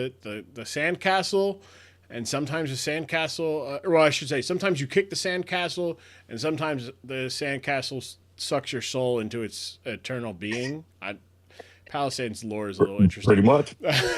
Next week, you're taking on Sky, who I believe is also 2-2. Hopefully, though, from your side of things, you want to obviously get back above 500. That said, you're starting the DSPL very strong, 2-2. Again, I commend you for getting 3 games in 1 week, essentially. When I appreciate that. I know I've in the past I've had people take over a team early in the season and just go, hey, like you're getting a team with like 3 losses, or with 2 losses, and you've got to play the 3rd game. It sucks because it's like, damn, like that you're playing well. I think it happened to Corn where he played. I think he inherited a team that was 0-4, and ended up like going 6-4 on the season, but missing the playoffs, or maybe it was 5-5. Finished 5-5 and missed the playoffs. And it's like, well, if one of those 3 losses he had inherited was a win, he makes the playoff. And it's like, damn, like I need to not have that. And I think Nallis had something similar where took over a team that was like 0-3 and almost made the playoffs. Like, you know what? Let's look. If Demir can get him in, awesome. If not, then yeah. Well, if you can't get him in by the end of the end of this week, there'll be forfeits. Well, honestly, shouts to Bask and it was Osh that I played, right? Willie. Willie, yeah. Shouts to them for making time for me to play him. That was really great, really awesome by them. Yeah, they could have taken that. They could have been like, you know what? No, I'm gonna take this 3-0 win. This is mine. This is mine. But who knows? Look. We're not in this for the. We're not. I mean, yeah, we're all in it for the winning, but it's also fun to battle. You know, if you can get a battle, you get a battle in. Demir, thank you so much for joining us, both in the DSPL and tonight on the stream, and in the main event. Sorry it didn't go your way, but it's week 4, which means there's 6 more weeks, and hopefully more of the games go your way going forward. Of course, brother. Thank you so much. Take it easy. All right. Demir, the coach of the New Orleans Needle Kings. I'm gonna isolate. I'll go back and isolate that, and we'll have a little soundtrack. Congrats, Demir. You have You're the second general manager to have your own little sound effect. However, the first general manager to have his own sound effect, the winner of the main event, the 2-time and the defending champion of the DSPL. He coaches your Sacramento Dolphins. That's right. He is general manager of Diabito. Let me talk to you, Grum. There it is. It's been a while. I feel like... Yeah, no, I missed... I was in for most of the stream, but, like, it was in the latter half. Yeah. And then my friend was like, hey, let's play Overwatch. And, like, you know, I know Monkey you. kicked in. Yeah, so... Ooh, yes, yeah. Bring me see it. Where's this bitch at? But, yeah, congrats on the win. It looked... So... Similar question I want to start with you that I asked Demir. When it's 6-4 in the first 10 turns, and his team is basically healthy, like, you know, his Clefable hasn't gotten poisoned yet. It got scarfed, and that's about all you had for the that's all you had to show for Lottie and Fortress going down. I mean, Fortress did get a toxic spike up before, but there was no promise that they would be up the whole time. What was your feeling at like turn 11, 12 when you're like, okay, I'm down 2, but the plan is still kind of going the way I wanted to? What's the feeling like in that moment? Oh, that's pretty easy, Grum. Pants full of poop. So pants stay brown. Looking back at it, like, it's in the moment I was completely shitting myself. I was like, "Yep, this is just gonna 6-0 me." But after I remembered, like, one, Latios was literally just here to trick the Clefable. That was it, and then fucking die. Maybe get a side noise off. Cool. Mm-hmm. That thing was fucking horrible. Really, the whole matchup. I got on my computer. I opened up the team builder. I opened up the season 5 sheet. I looked at his team, and I cried. I cried real long and real loud. Yep. I fucking hated this. Like, what? Because, like, I knew it was gonna be Unaware Clef, because, like, I mean, Dragonite, Cloyster, Volcarona, that just kind of shits on me. Mm-hmm. So that kind of made me feel good about the Hex. But I was like, 1, I need to get the boots off, and 2, I need to make sure it just doesn't fucking win. So, as soon as I saw Calm Mind, I'm like, well, hope I live this. I need to go hard Lottie to trick this. It was insane how the rolls that went in your favor. This roll here on the Moonblast, like 97%. It just I'll look back at it, but I'm pretty sure it was it was favorable for Demir to get the knockout there. Doesn't get the knockout, you get the trick there, taking advantage of his aggressiveness on the he's like, I'm gonna get this kill. There's nothing you can do to me. Listen, that's what happens when you're pure of heart. The world looks after you, man. That's true. That's true. But yeah, pants stay brown here. Like, I'm sitting here. I remember, like, you know. Yeah, that was the thing, because like my plan was okay. Just you got to trick the Clefable. Kind of ignored what to do after that. In the building. Plan so was as you notice, Fortress did not have a steal move. This was not supposed to be my Clefable answer. It was literally there because I was like, man, Bandit Arcanine, huh? There's there on it too. So I was like, well, what if he leads? I was getting T-Spike up turn 1 no matter what. Right. Just because there was no grounded poison, no dark, no normal. And his only spinner could never spin on Palisand. Yep. And so like that was gonna stay up, and then I could just kind of spam Hex. But yeah, no, the plan was like, okay, if he leads Arcanine, something fucking dies. So get a T-Spike up, Cuff Snap Earthquake. Right. Pray. And pray. So when I'm here with Ogerpon, it was like, well, this might do 75, but I can get a leech seed up. I was fucking horrified of this thing, dude.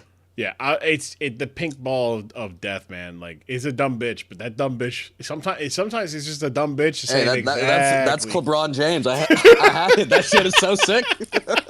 I fucking love Clefable. What a demon. It is a Pokemon that has evaded my grasp so far in my career that I'm like, damn, like a fairy type that has Unaware. That seems fun. Dude, no, my whole thing was always the like 15 points. It's like, oh, it's not worth it, brother. It might be worth 20. That thing's so fucking good. You're like, man, I just got my shit ran through in my pants. I packed 3 pair of pants and I went through 4 somehow because of that thing.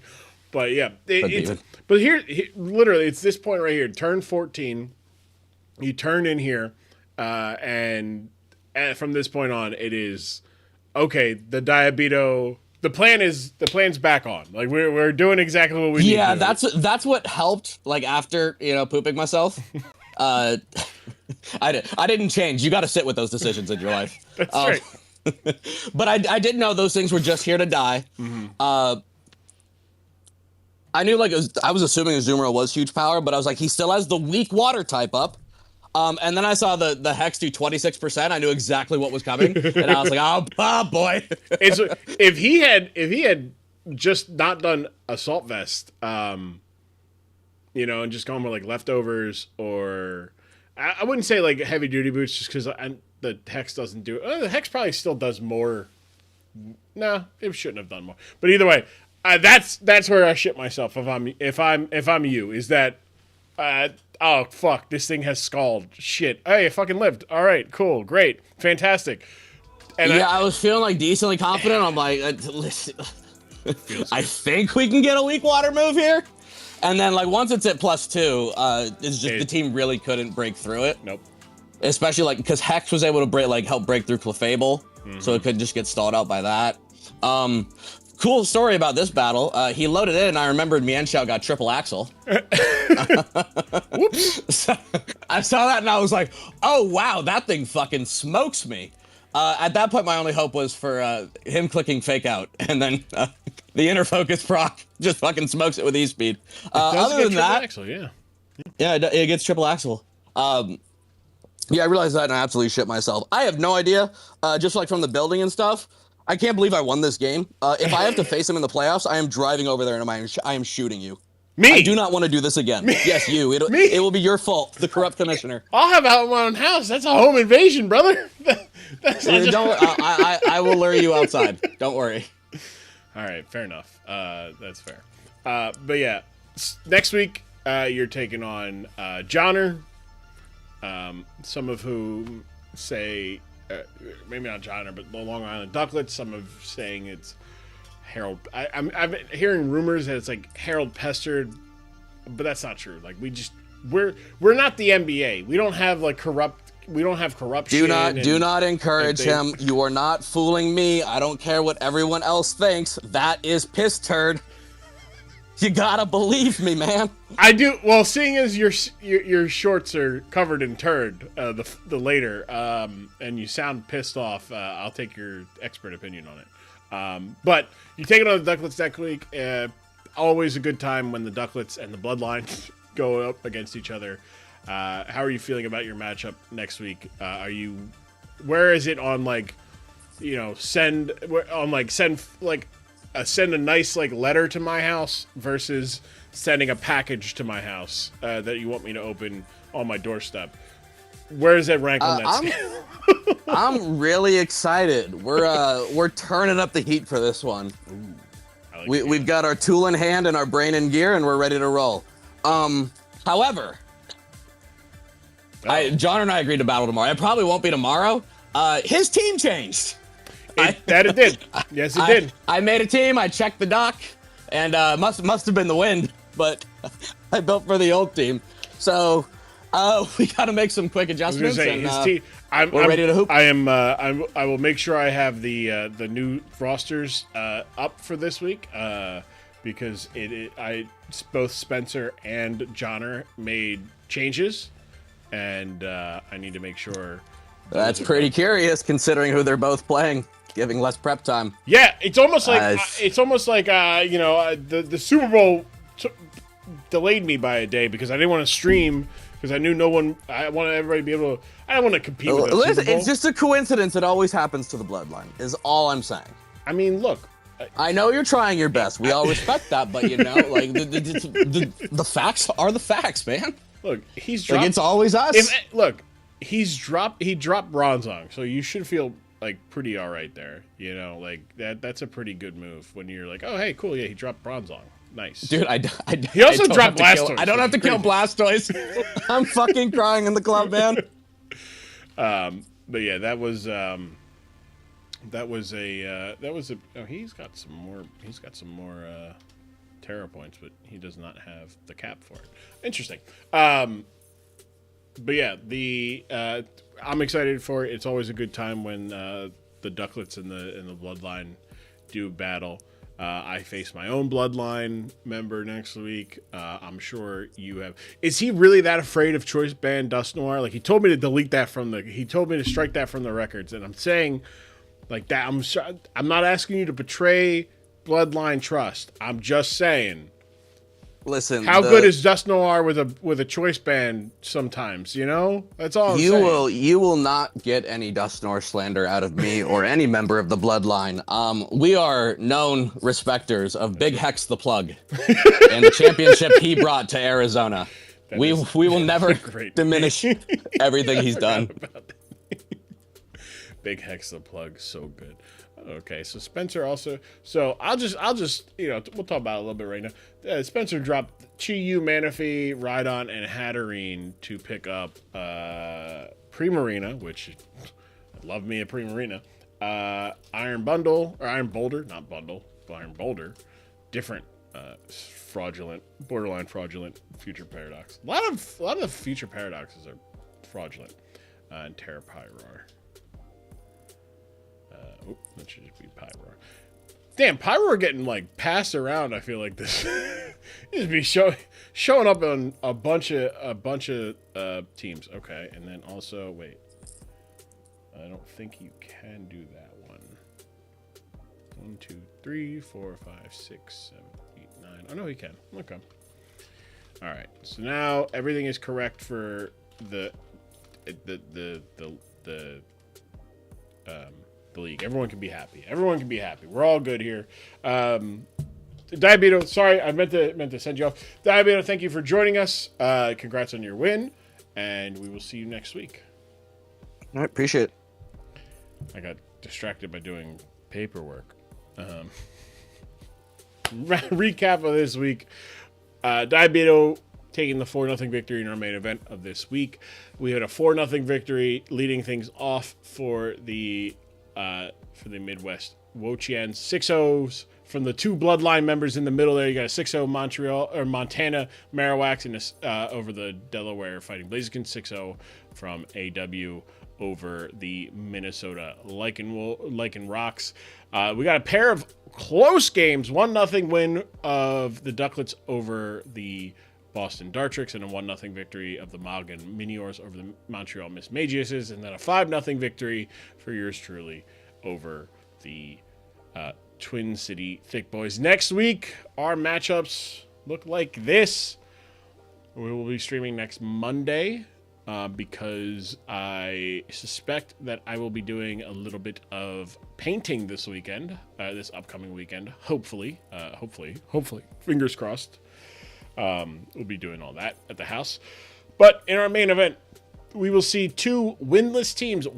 Two teams enter without a loss or without a win. One of them will get a win. We will see that next week in our main event. We'll be leading things off with Spencer versus AW, the the Dartrix taking on the Arizona Diamondbacks. The Coughing taking on the Ducklets in Game 2. The Lycanrocs taking on the Midwest Wochiens in Game 3. Sky taking on Demir. We were talking about that a little bit there with Demir in our Game 4. Myself and Montana Marowak, the Corn Man himself, taking on each other.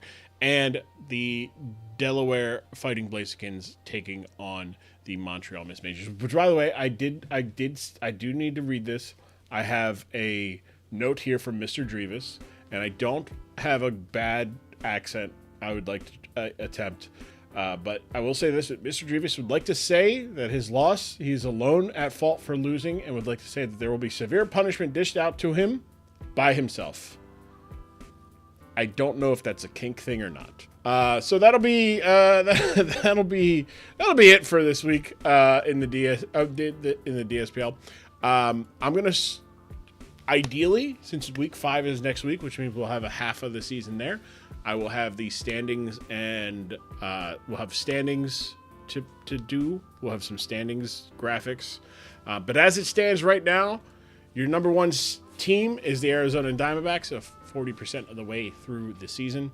The Philadelphia T-Tars at 3-1 plus 12 differential is in 2, so that's me. Diabetos in 3rd at 3-1 with a plus 10. We've got 16. You got 5 teams at 3-1, but Orin and Nalis are both tied at plus 9. But Orin gets the differential, or gets the strength of opponent, because they have not played each other yet. And Cornman or Johnner is sitting in 6th place at 3-1 plus 7. Minnesota Marowak at 7th place. Nido Kings are at 8th place. Dartrix and Sky, the Magan Miniors, are also 2-2, but are sitting in 9th and 10th. And then you have Hob, who is 1-3 in 11th. And then you have your winless teams, Osh, Willie, and Basque at 0-4 at the bottom of the standings. Your top of the league in the key stats, Salamence has 15 knockouts in 4 games. Good for the lead. Ogerpon Teal, a much more reasonable 8 knockouts in 4 games. Sneasler, 7, is in 3rd, tied with Landorus, who has 7 in 3. And Dragonite has 6 in 4, is in your 5th spot. Hisuian Quillfish leads the league in statuses with 6, but Fortress 5 in this one game. Big week for him. Petra having 4 is in your 3rd spot there. Your hazards in general, Toxapex running away here. That might break my record here. 9 hazards in 4 games. Overquill with 4 in 2 games. Colossal with 3 in 4 games. That's tied with Fortress and Hisuian Quillfish, each having 3 in 3 games. And your leaders in assists, which again, if you need a reminder, they are simply clearing the field of hazards or setting up a field condition, whether it's Tailwind or Tailwind, Trick Room, Screens, weather that helps your Pokemon either live a hit and then get a knockout immediately following it, or to get a knockout that it wouldn't have got without it. So, like, you know, Trick Room's up, it lets you slow Pokemon outspeed and get a knockout that it wouldn't have got without it. So that's that. Excadrill, Great Tusk, Mew, and Girder each have 2 assists, and then a couple other Pokemon have 1 apiece. So that is your stat leaders. If you're going by MVP board, I'm going to eventually get around to making it so there's a mathematic thing about that, but Salamence is your number 1 leader in the MVP, followed by Ogerpon, Sneasler, and Landorus. Eventually, I'm going to make it so that, like, if you have like a lot of hazards, like, you will be like better off, because Toxapex does have a kill, and it does have a status that should give it a little bit more of a number there. But yeah, that is it for me tonight. Thank you all for hanging out. I appreciate it. We'll be back next Monday with more week 5, more DSPL action. Yeah, I'm not going to stream during the week, and yeah, that's it. Yep, I got gotta go to bed. I gotta be up in like 6 hours and go to work, and then sludge through work, and then go call some basketball games for like an hour or for like 8 hours tomorrow. I got 8 hours of stuff. Anyway, I love y'all. From the top to bottom, the sides, corners, the back, the front, the inside, the outside of my heart. I love you guys all so much. I will see you all next week. Between now and next time I see you, do a couple things for me. Be nice to yourself. Be nice to people around you. Be kind to yourself. Be good to yourselves. Nice to people around you. Do something kind for a stranger. It is easy and as simple as just holding a door open, or reaching for something that somebody asks you, or throw some salt on your sidewalk for your neighbors when they're walking, especially if it's snowing in your area. Don't throw salt down if it doesn't snow where you are. Don't do that. That's bad for might kill your grass a little bit. Don't do that. Remember, it's not enough to just be kind and nice, but you also have to be anti-intolerance. It's anti-racism, anti-sexism, anti-homophobia, anti-transphobia, anti-bigotry, and it's many, many forms. Be pro-love. Be loud about it. Be anti-hate and anti-bigotry. Loud. And I'll see you all on the next stream. Until then, stay. Wait, hold on. No, not that one. Not that one. So this one, stay. Mwah.